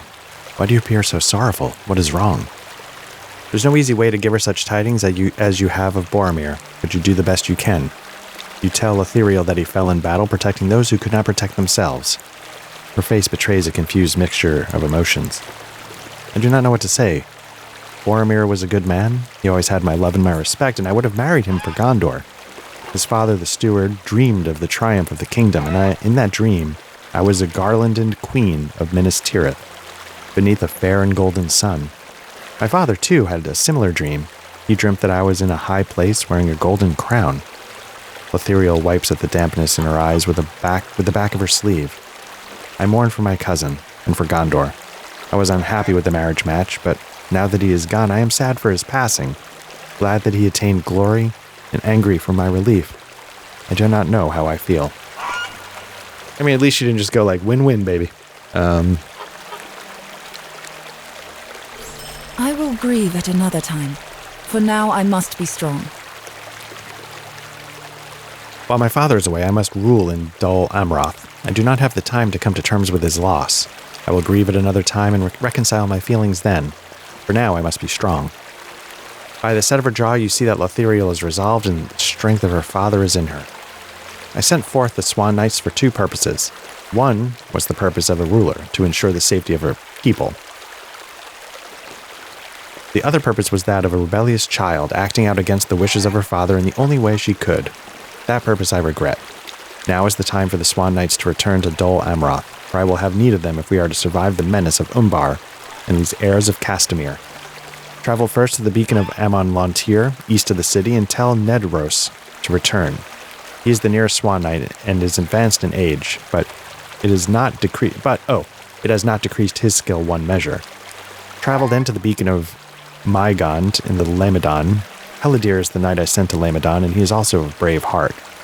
The last of the knights I sent forth is named Rovalang, and he will be somewhere in the Blackroot Vale. I know not where.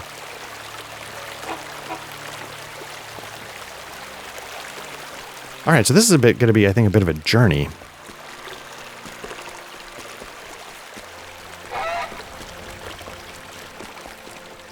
Which is fine.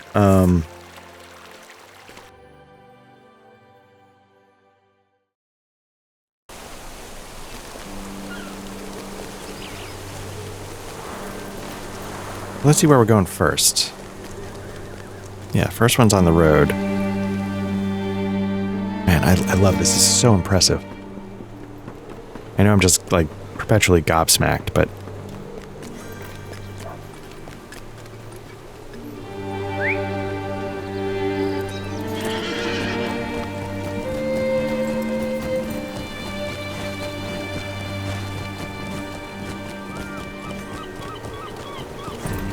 You know, I'm going to set this as my milestone.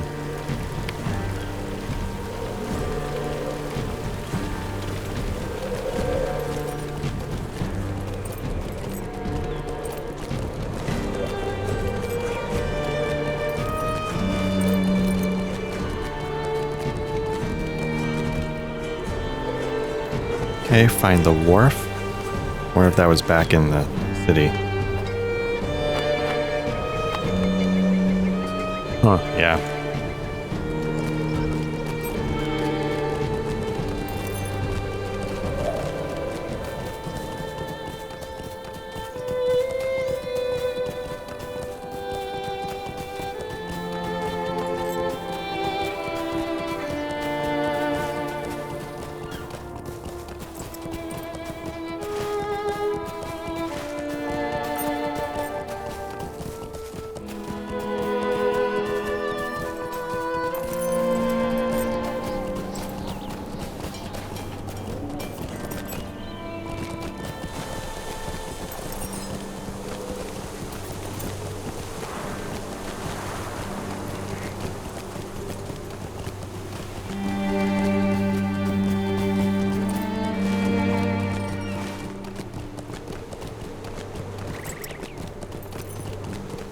Again, it's one of those things like I was going to be doing this anyway, and I somehow missed, I guess. You found the wharf? Okay.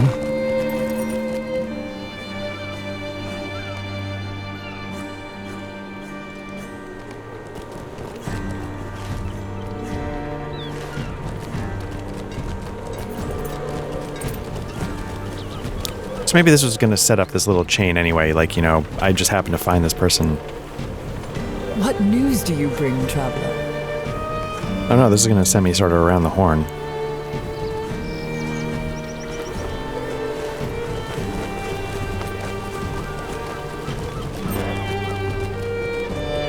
Ah, so maybe did I just not talk to the right guard? I think unless if I didn't miss it, I would have had a guard with that quest at both gates. But it's very possible I missed it.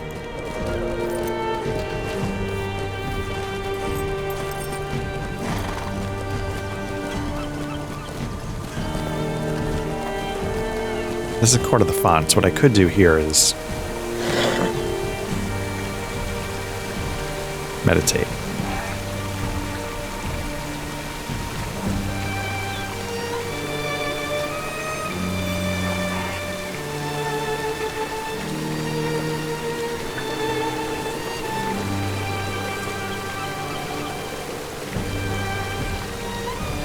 Okay, journal. Write about how the stream of water is strong and bold.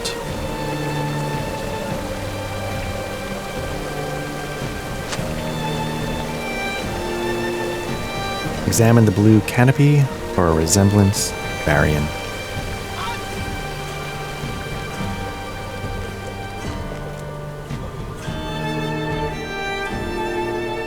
My love is like a curtain, both as tempered and as fair. Or, no, I guess, shall I compare thee to a curtain? Thou art both as...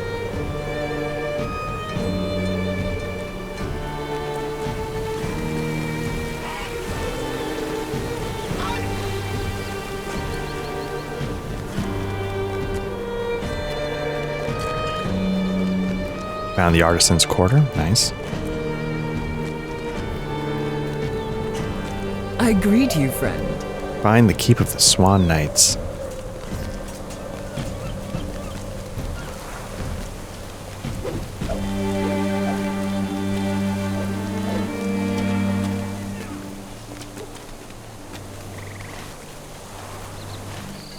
You have found the keep of the Swan Knights? Man, look. Jesus.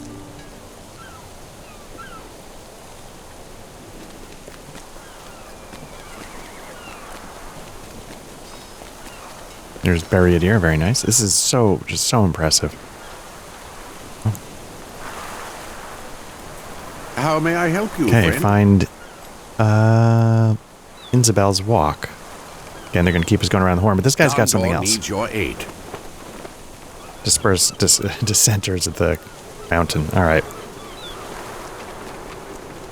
Henceforth, there will be no hippies.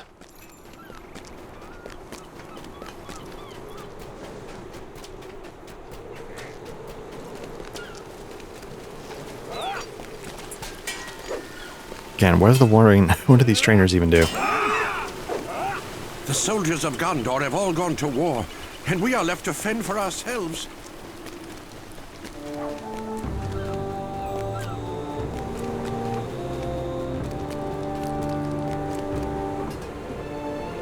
These are troublesome Okay, we're times dispersing indeed. dissenters. Oh my, did the Swan Knights here. That's actually not a good look. I mean, so yeah, this is...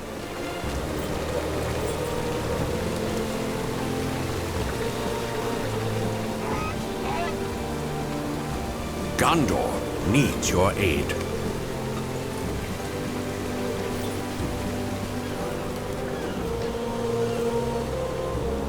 These are troublesome times indeed. So it's not that, you know, again, if like the idea was like, you know, convince them like, hey, you know, we gotta...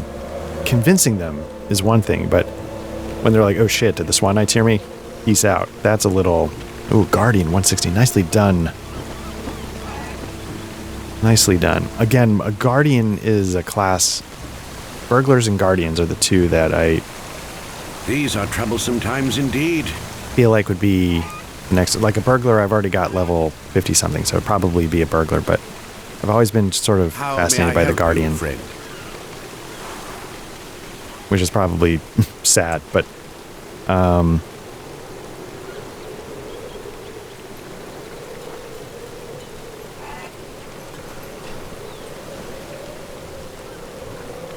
Anyway. Just the idea of like, okay,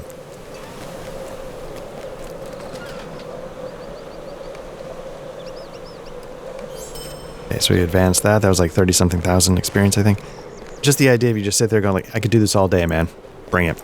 And then sort of just mitigating.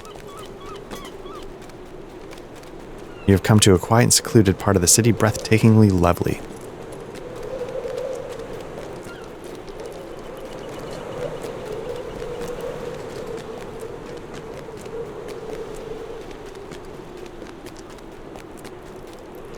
Find the court of the fount.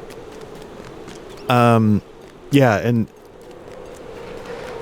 the warden obviously has similarities, and what I find more interesting about the warden is not just the gameplay of like the gambits, but the idea that you're doing it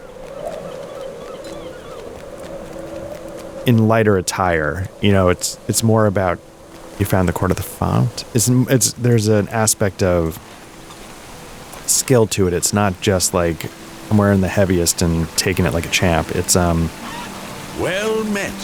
if you're traveling through, the court of the fount is where you want to be. Okay, never dare find the library. Okay, that was what I was trying to find earlier and ended up fast traveling because I wasn't 100% sure where the door was. But now that I know that it's, I think here, or is this the bank? Yeah, it's a little further over. Here's a great old library filled with ancient tomes and records of Gondor. Yeah, so this would have helped me know it was this door here, the library of... Well, I guess I just couldn't see that from my viewpoint. We're going to head down to the Mason's Court. Or the Scholar Quarters, I guess. Anyway.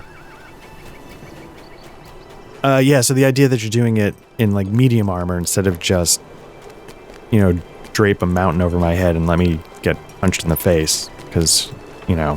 What news do you bring, traveler?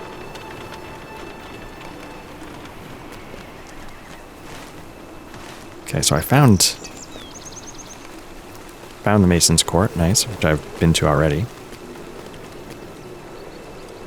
I greet you, friend. Find the Harper's Court. Okay.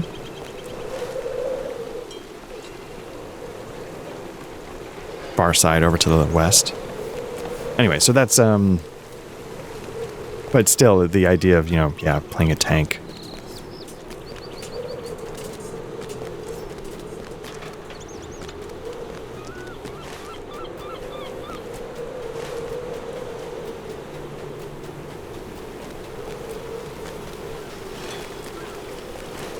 I genuinely thought when I first started this game that, it was going to be Hunter. And that might have been the first class I tried. And I was terrible at it. And then, I started to do some, because it was really my first MMO. Like, I dabbled barely in EverQuest. But this was going to be my first MMO. I went all in on the lifetime membership. I'm like, I'm going to do it. And What news do you bring, traveler? now they're going to send you Lothuriel, which... Well met. Okay, so his sheet music's blowing around. I was just going to say I saw it blowing around.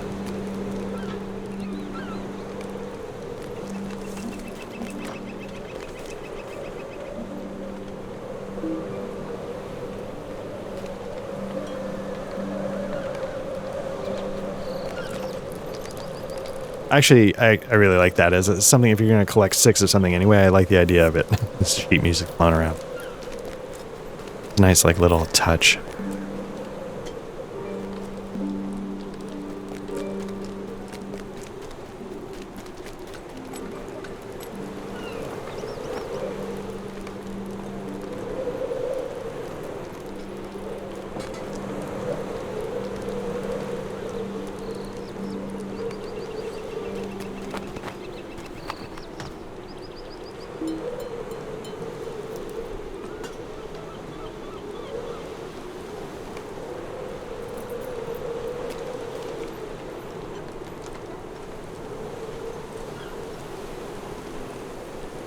Oh, is that ship actually coming into port, or is it just like a permanent animation making it that way? I greet you, friend.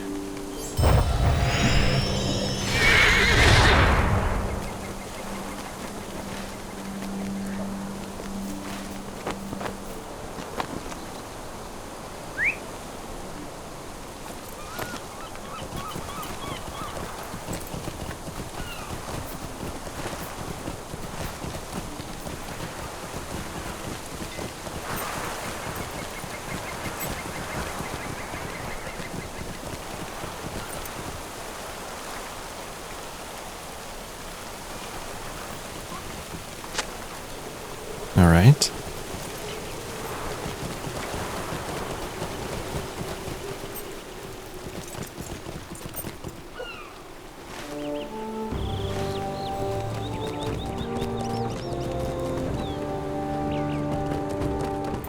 There's the champion. We got level 100 Runekeeper.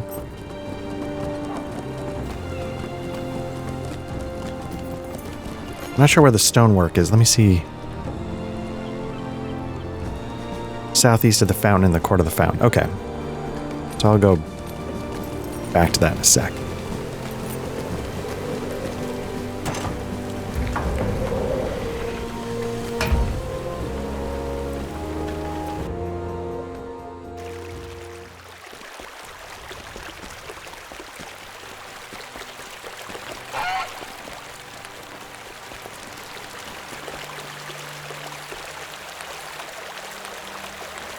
Okay.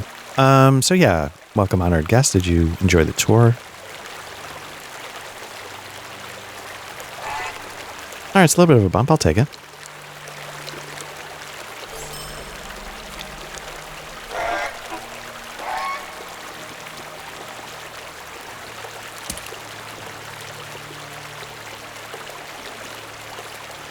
And, ooh.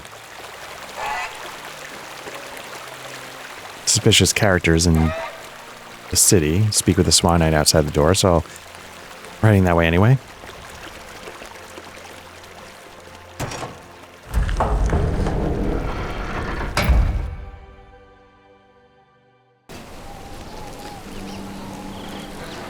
Alright, investigate the suspicious person in the court of the fountain. Going there anyway.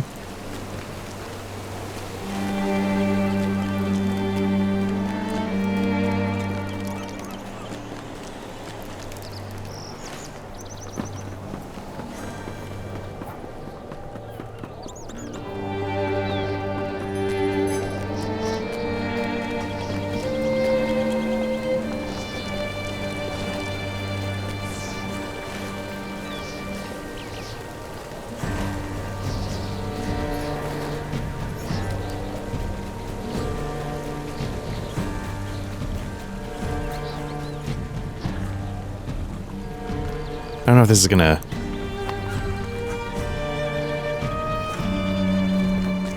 Maybe I'm not close enough.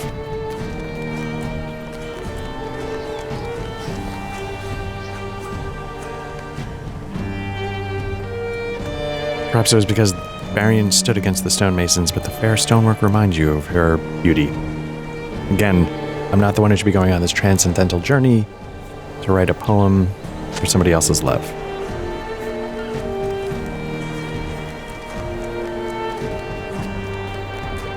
Yeah, he looks a little suspicious. What do you need? Oh, so you're the one Captain Abedek is looking for. I've been searching for you. You and your friend Captain Jajax. You and Jajax are both dead. I'll tell Abedek you're here and you'll rue the day you cross the Corsairs. Oh. Callback. This guy's, I gotta take a little seriously. He's a signature.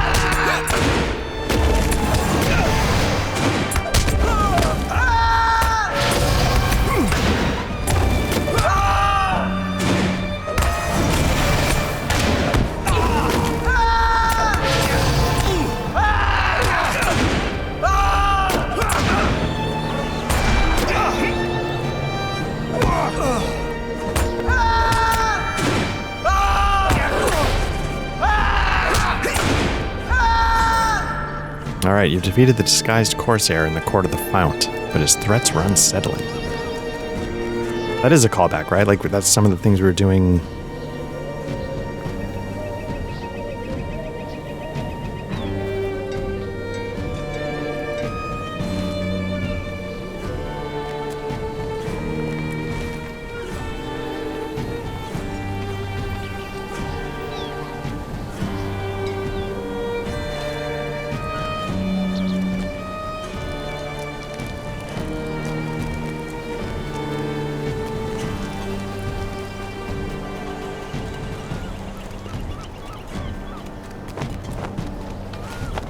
Okay, so there's another suspicious person at the wharf.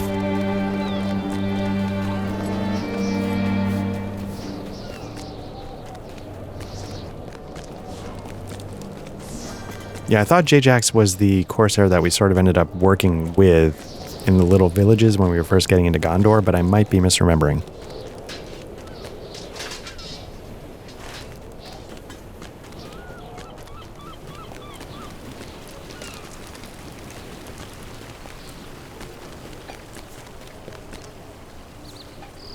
What news do you bring, traveler?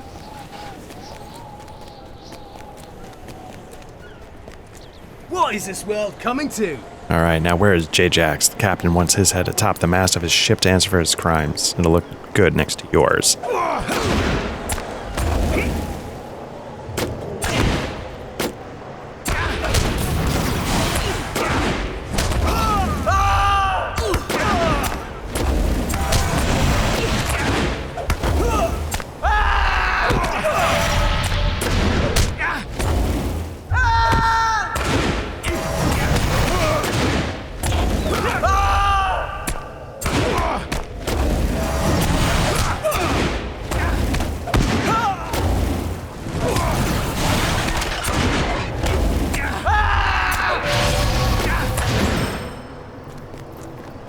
They're severe threats, but empty thus far.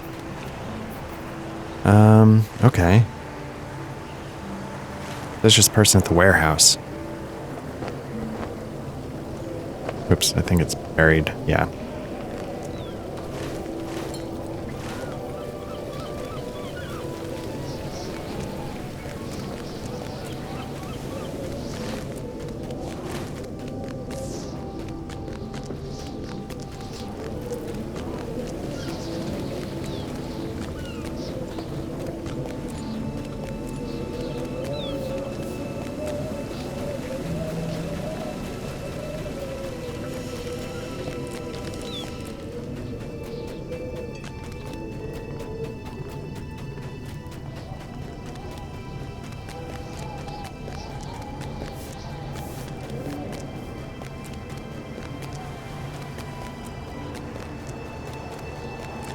There's Jajax, alright.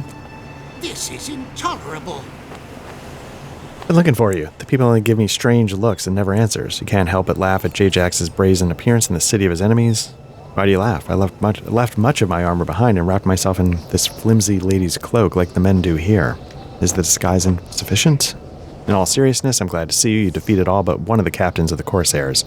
Only Abadek remains, and he is the deadliest and cruelest of them all. It's a nice little bump up.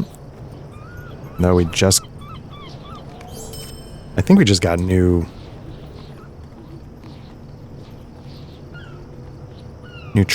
trousers. This is going to be the jacket. Nice. I'll not be ignored. Okay, find the beach which the Corsairs have landed.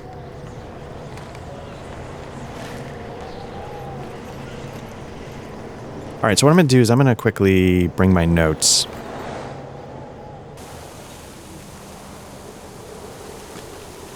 What news do you bring, traveler?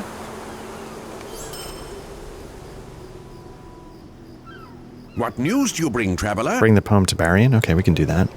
I don't think she's too far away.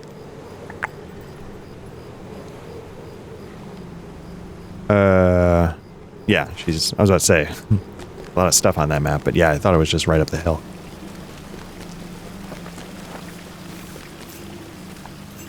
How may I help you, friend? Okay, I don't have time for this nonsense. I'm trying to get an apprenticeship, but Master Leganed won't even see me. He says he has too many worthless apprentices already. I want to show my work, but I cannot haul it up the stairs. It's in the Scholar's Quarter, if only I could lift it.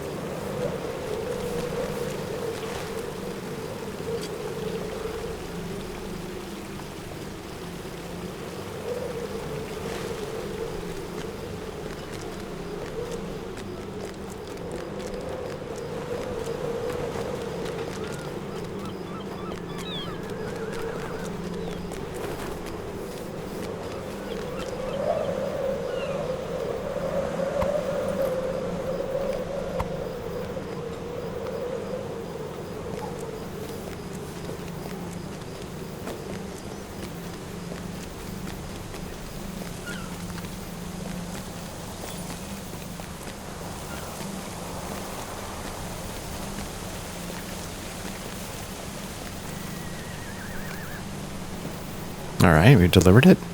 What news do you bring, traveler? Did her father do this? He was a great stonemason. You explained that this is Barian's own work. And Leganed stares at you. I confess I had no idea she was so advanced in her artistry. I've never had a young lady as an apprentice before, but I can see she has what it takes. Gondor needs your aid. Oh, he's accepted me as an apprentice? Fantastic.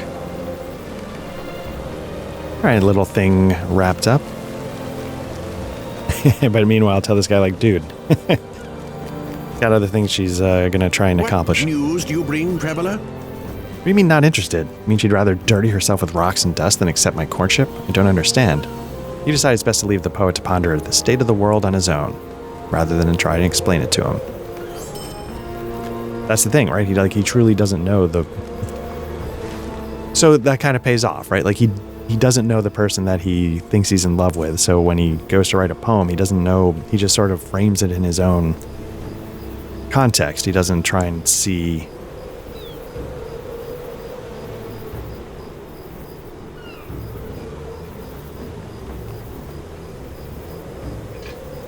So I think I'm good as far as the city goes.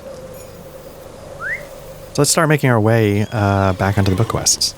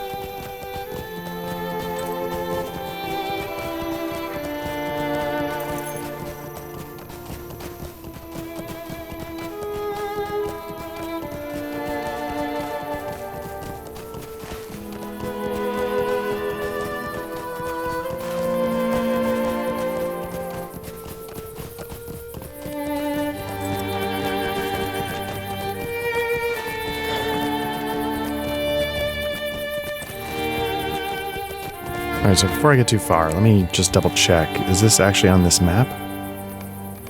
Yeah, okay.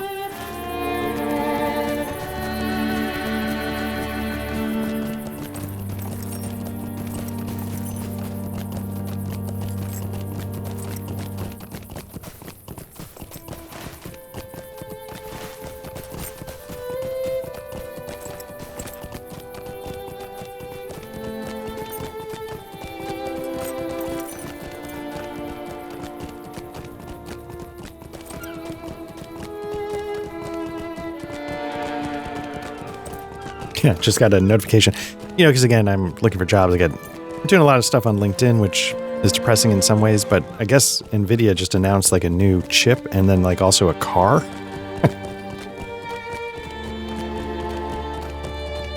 I mean, I guess if they're powering AI, I don't know.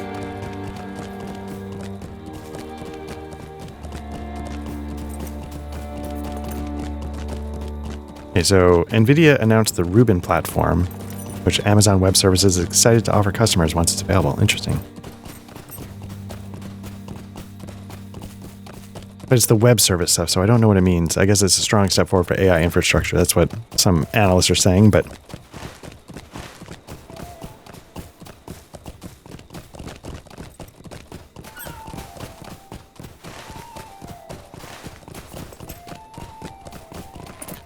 it's just depressing because, like, everything's getting seeded to AI horse shit, so, like, you can't, like, normal people can't get anything. You know, this is what I was saying, like, a long time ago. Like, you know, you need people to be normal people and to be able to buy shit and have jobs and... I will return, but there is something I must tell you first. We are under attack. Oh. Say that Lothiriel has commanded my return to the city. I will return, of course, but there's something I must say to you first, young one. Nedros lashed sharply. You've interrupted me during a brief lull in the battle, my timely new friend. I routed a group of Corsair raiders, but they are certain to return. Indeed, I hear them approaching once more. So that's the thing, like, it's just like, you know, can you buy a hard drive? No. Can you buy RAM? No. Can you buy a graphics card? No. Can I make an AI image of Mickey Mouse piloting an F-14 from the movie Top Gun? Yes, but like, what are we doing? Like, I can't actually get the things I need. And instead, I'm forced to be like, oh, I guess I'll settle for this Mickey Mouse horse shit. Also, I don't have a job. You know, it's just like, you know, it's just after a while, you're just like, what are we doing?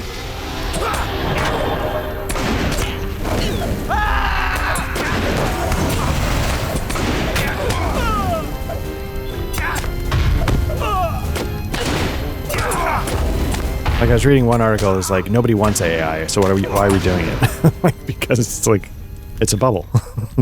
You know, we're required to juice stock as much as possible, so we're going to chase bubbles because they're mandated for intense short-term thinking to please the shareholders or venture capitalists or whoever it is that want to have like 10% returns right now instead of long-haul investments that could actually make things or do things.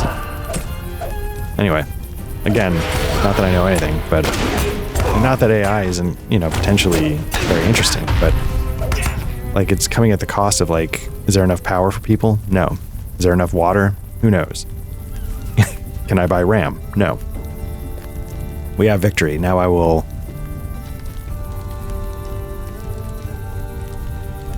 Okay, so I think one's done.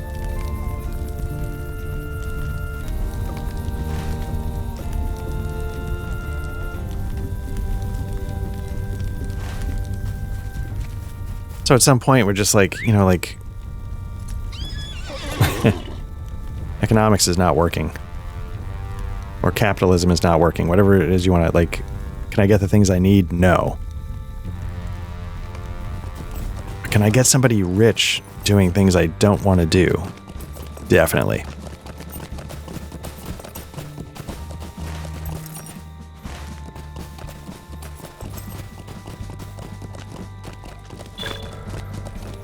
I was about to say, I don't think I've been here before. One thing I'm not really seeing... So, like, see, okay, so I've got this as my milestone because I didn't activate the Stable Master.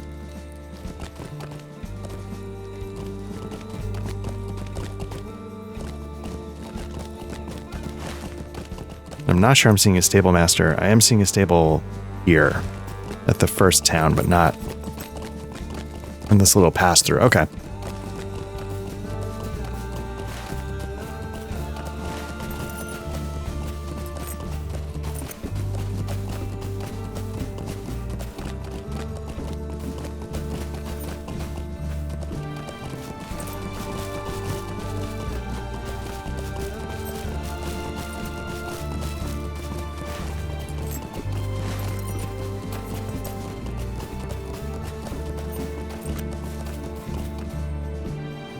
Getting Lotro points for something. What's the deed? Explorer of West Gondor. Okay, I just sort of started that.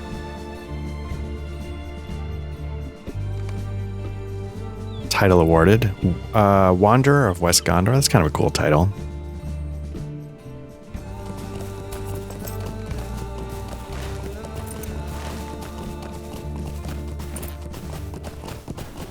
Alright, can I snap some femurs to get down, or is it going to kill me?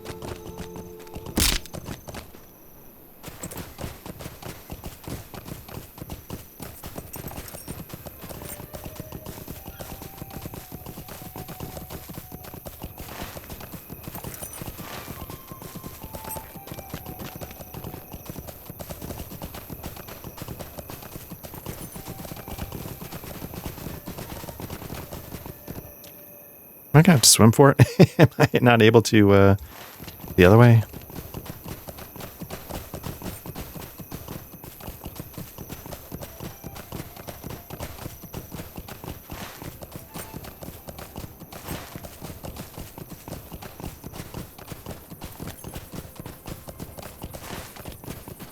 Yeah, the only reason why I'm trying to do this is because I did not activate. I'm just trying to get the Stable Masters up and running so that... because I missed one. I want to be able to get around more easily, just in case.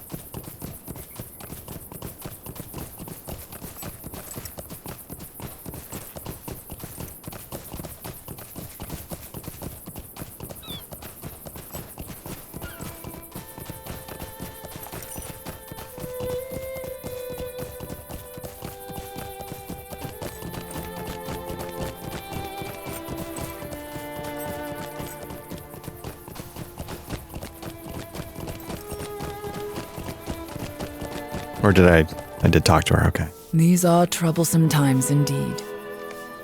All right. So yeah, let's continue the road east. Find the next Swan Knight.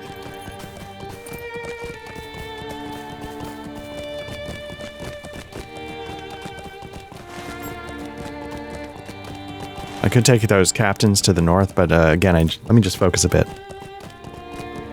And of course, I could fast travel, but it's dumb, but I want to make the journey. I'm wondering if that's actually where I'm going. And if that's the case, do I need to go around to the right?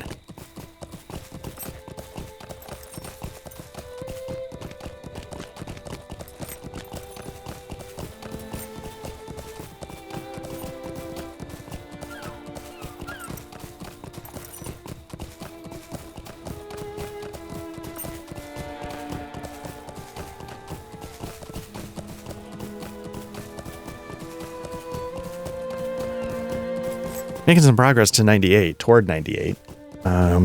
Just took a look at my experience bar and saw that we're halfway there already. That's not bad. Going back to, I'm sort of, codifying some of the stuff for my spy RPG.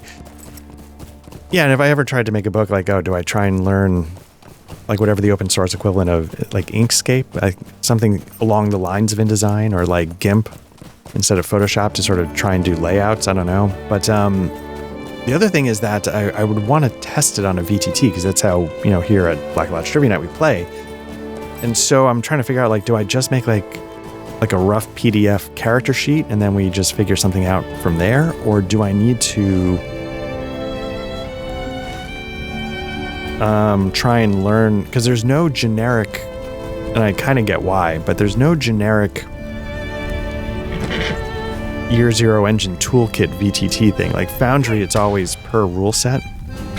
And again, I get why, because they charge money for it. Oh, they don't charge money for the rule sets. They charge money for everything else. But yeah, there's just no...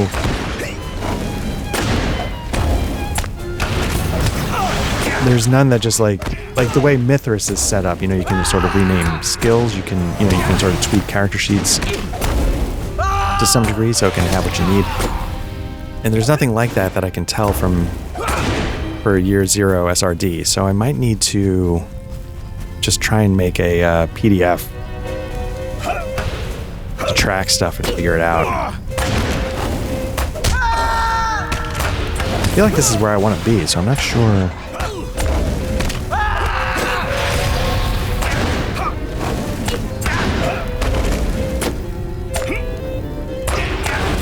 That's a small fellowship, so I'll decline that.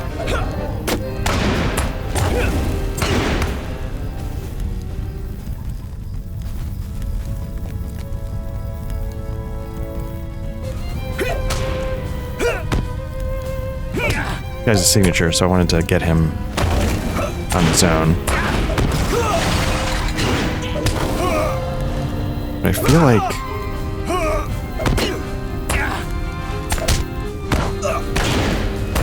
I probably should not be... I'm wondering if this is what I need to do to get the guy to come with me, and I'm doing it out of order.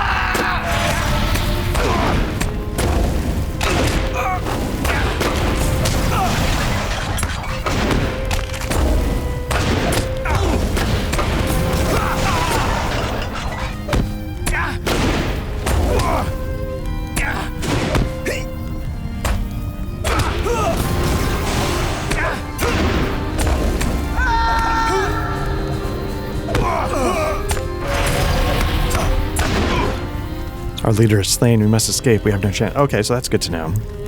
For when I probably have to do this again.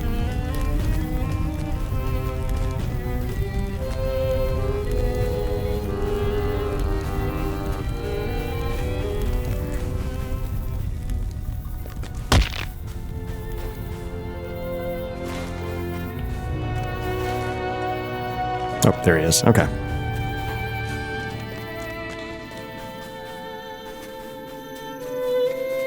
I will return. Okay, if you have a taste for adventure, you might travel up the hill to scout the beacon. I was just atop the hill but saw no one, though I felt a watching presence. You climb the hill now, but quietly. You might surprise a hidden villain. Okay.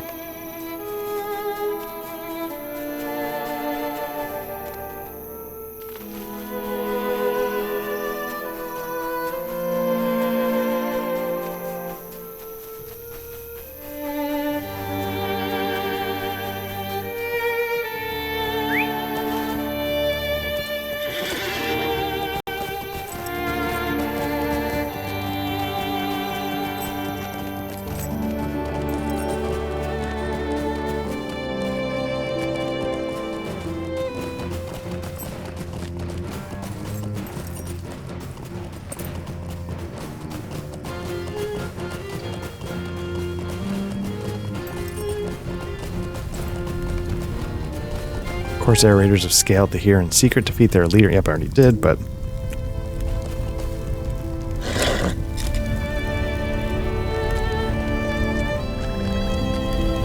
So we'll do this fight again real quick.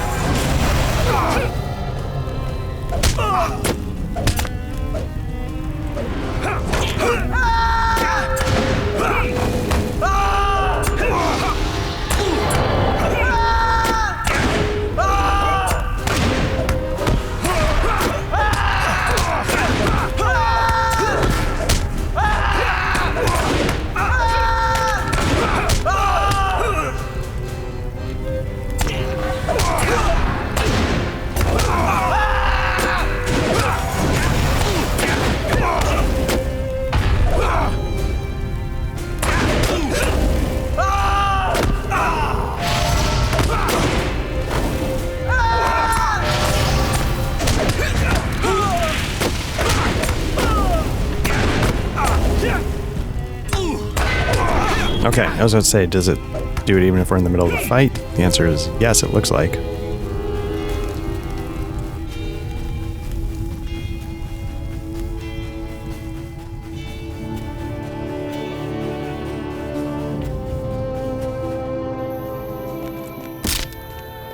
I might not need to... I guess I don't need to speak to him again. I guess he's good. Okay, so where's the next...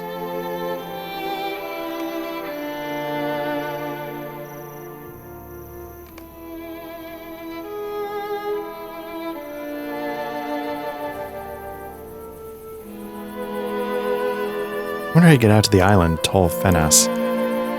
So where are we trying to go?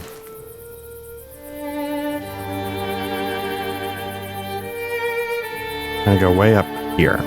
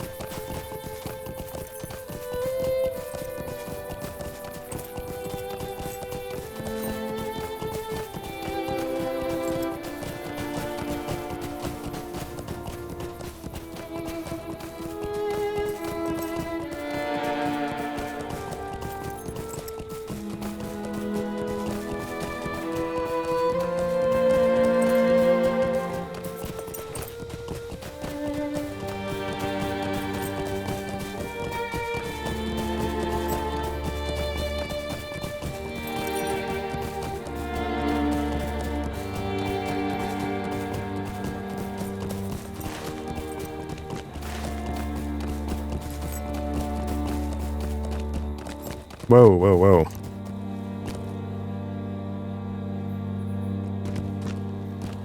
Yeah, I assume that's one of the, oh yeah, there we go. Warband Fellowship quest.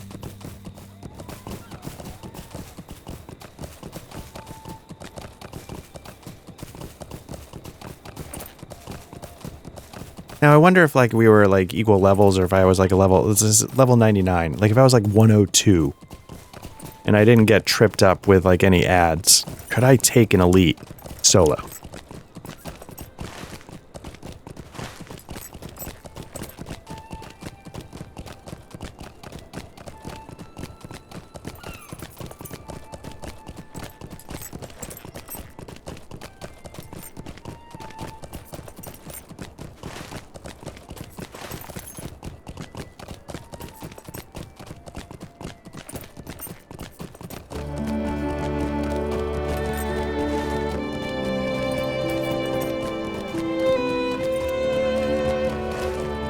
So I'm going to guess whatever this AI chip, you know, because it's with, you know, Amazon AWS, I assume it's just their, you know, it's what they've been talking about doing. They're just going to make an AI chip. They're not, you know, I don't know if that means they're necessarily scaling back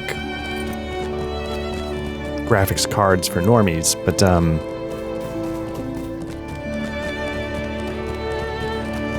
yeah, they're just leaning into the obvious.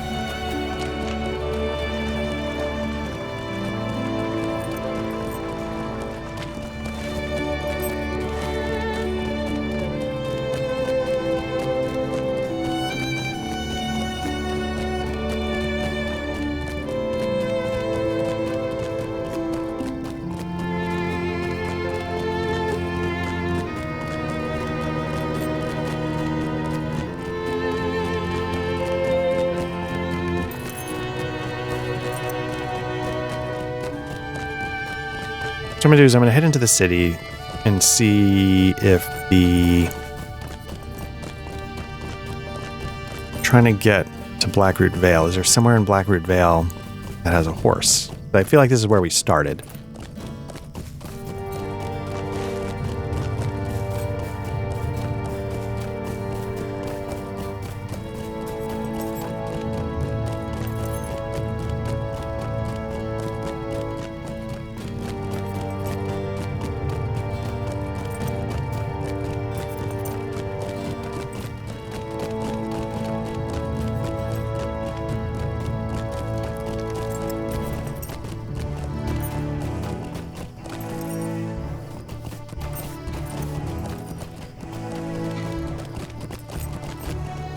Okay, so we're trying to get to...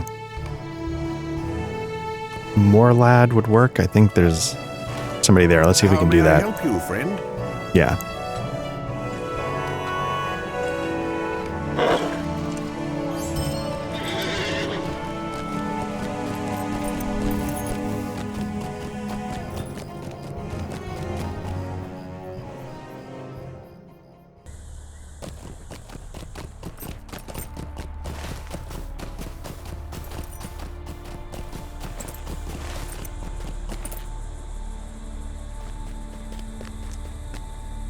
Yeah, so I went with the...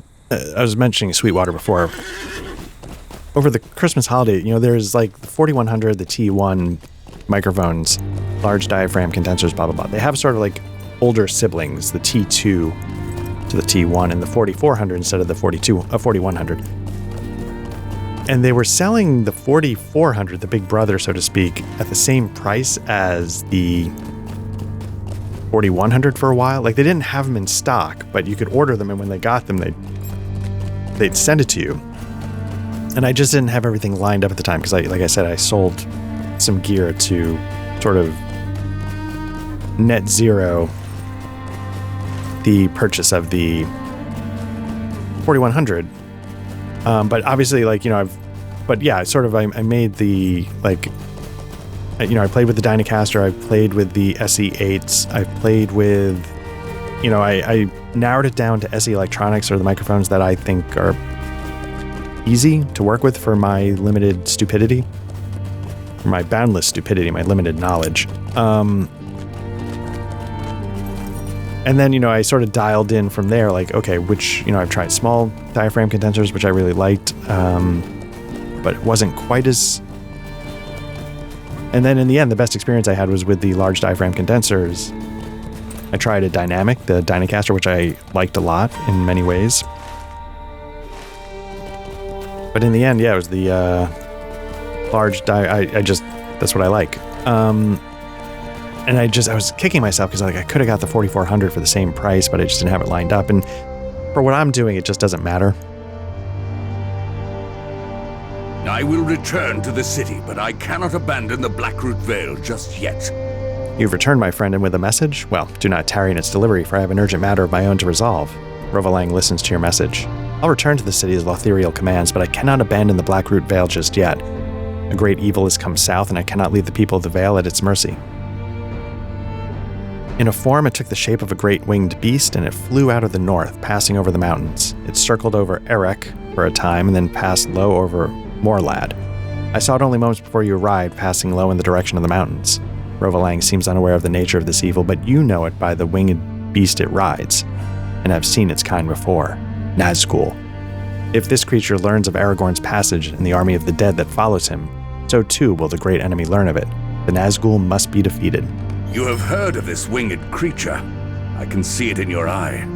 Talk to Rovalang and face the shadow in Morthond. You've heard of this winged creature? I can see it in your eye. Will you help me find it and keep it from harming the people of the Vale? You nod in agreement. The Nazgul learns that Aragorn commands an army of the dead. Much harm might be done to the desperate hope that drives him, and to the people that depend on him. Well, let us go. If you have a fellowship at your call, bring them along as well. There will be danger enough for all, but now let us chase this foe. I saw it fly in the direction of the haunted cave to the northwest. Perhaps we can bring it down if we hurry.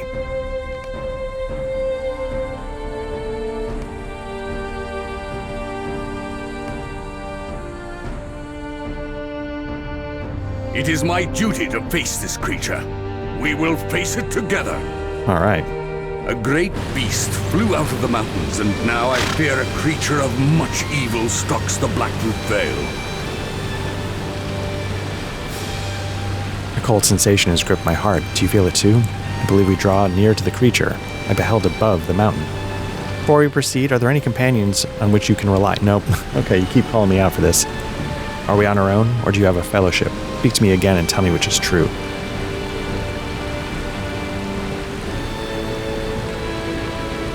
Just the two of us. All right. Very well. Let us not waste more daylight. Look, more maddening creatures. It must be the doing of the beast I saw.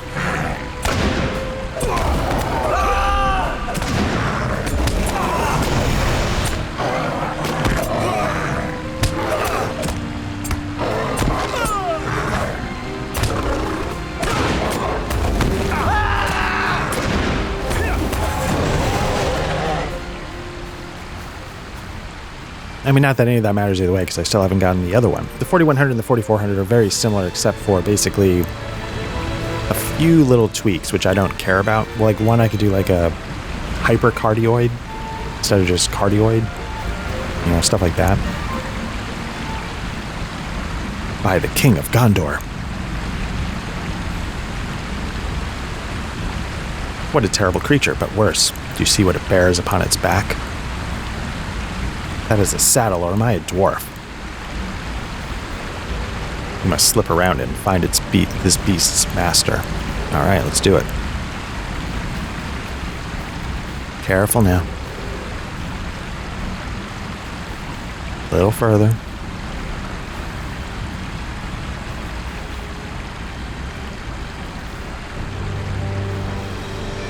We made it. Now we must hurry. That looks suspicious. The Nazgul has not yet learned of Aragorn's passage. Hope remains for now. Halt, creature, this is no place for you. Sorry, I'm doing a cough drop because my throat's going. All places belong to my master. You are the ones who trespass. I am the Bane of Rune. I will go where I will. Who are you to deny me? I am Rovalang, a swan knight of Dol Amroth. Now there's a timer on this, so we don't need to talk so much. This is Black Lodge, a warden of great fame and tremendous skill. Black Lodge? You are known to us. You will not leave this place alive.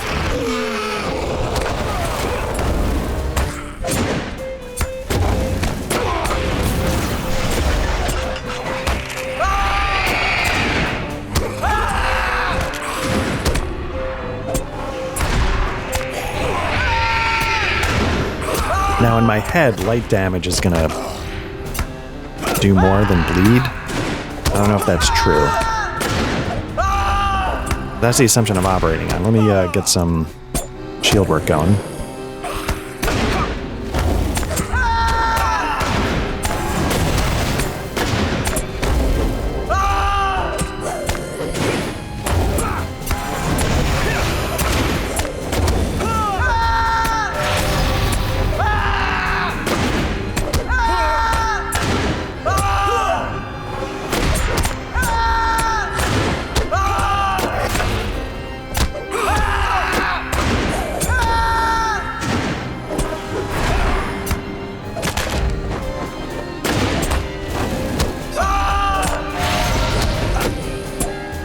Hoping this never surrender fires off. Nice. You've struck the Nazgul a grievous blow. You have kept it from something.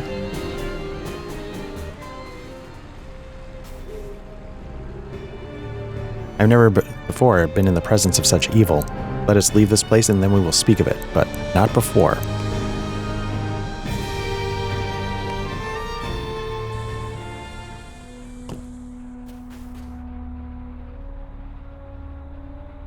That creature brings to mind a name from the ancient years, but I will not speak it. I think you knew more about that creature than you let on, my friend. I'm glad you are here. My tale might have ended in the shadow of the haunted mountain if it were not for you. But we both have faced great evil and lived, and our tales go on. That creature brings to mind a name from ancient years, a name of great evil. I will not speak this name, but I have now seen with my own eyes the servant of that terrible enemy. The time has come to return to Dol Amroth. Lothiriel must be told.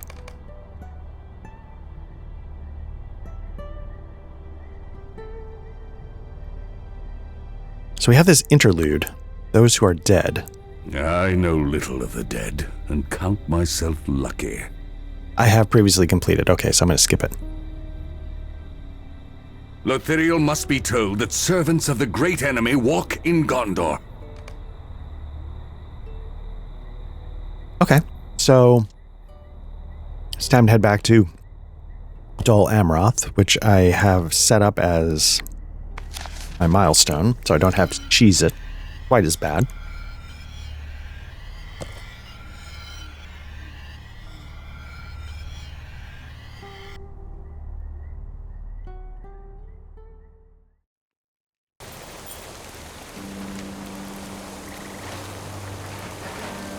Okay, so I think we're not that far from the stable master. So let's, before I forget, let me activate that.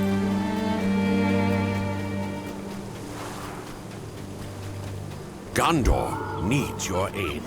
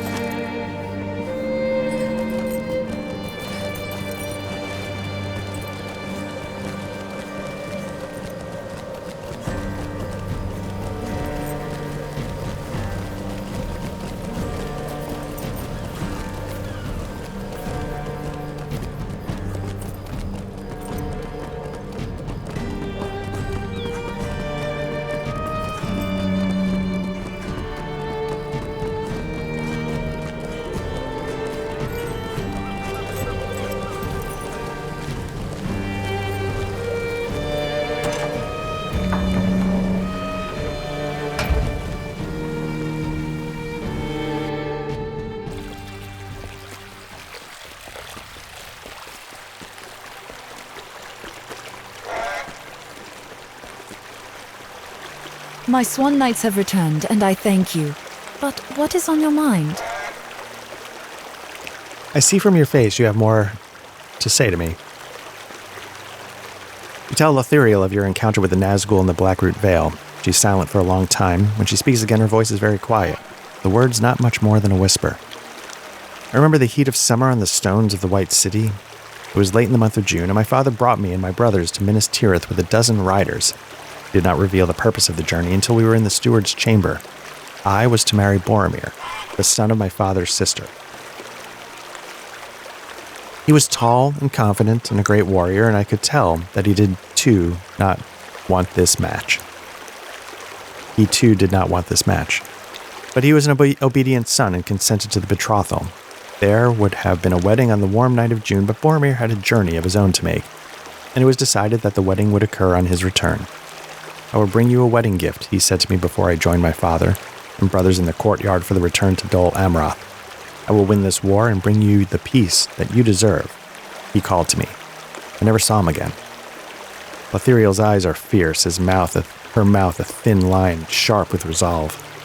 I did not want to marry him, and he did not want to marry me, but we wanted the same thing. We wanted peace and happiness for our people, and we were willing to sacrifice whatever we needed to achieve it for them. Our enemies have underestimated us. They think we're soft. They think we will give in to despair and give in to grief, but we will not. I spent more time in study than the archivist Pethabir believed. I know the name of the great enemy, the master of the foe you faced in the Blackroot Vale. I'm not afraid to utter his name. He is Sauron. We will stand against him to the last man, woman, and child. Gondor is not without strength. We will face the great strength of Sauron, and we will defeat him, or we will die. There are no other choices for us. I will call for you. Enemies are everywhere, and we only have just begun to fight.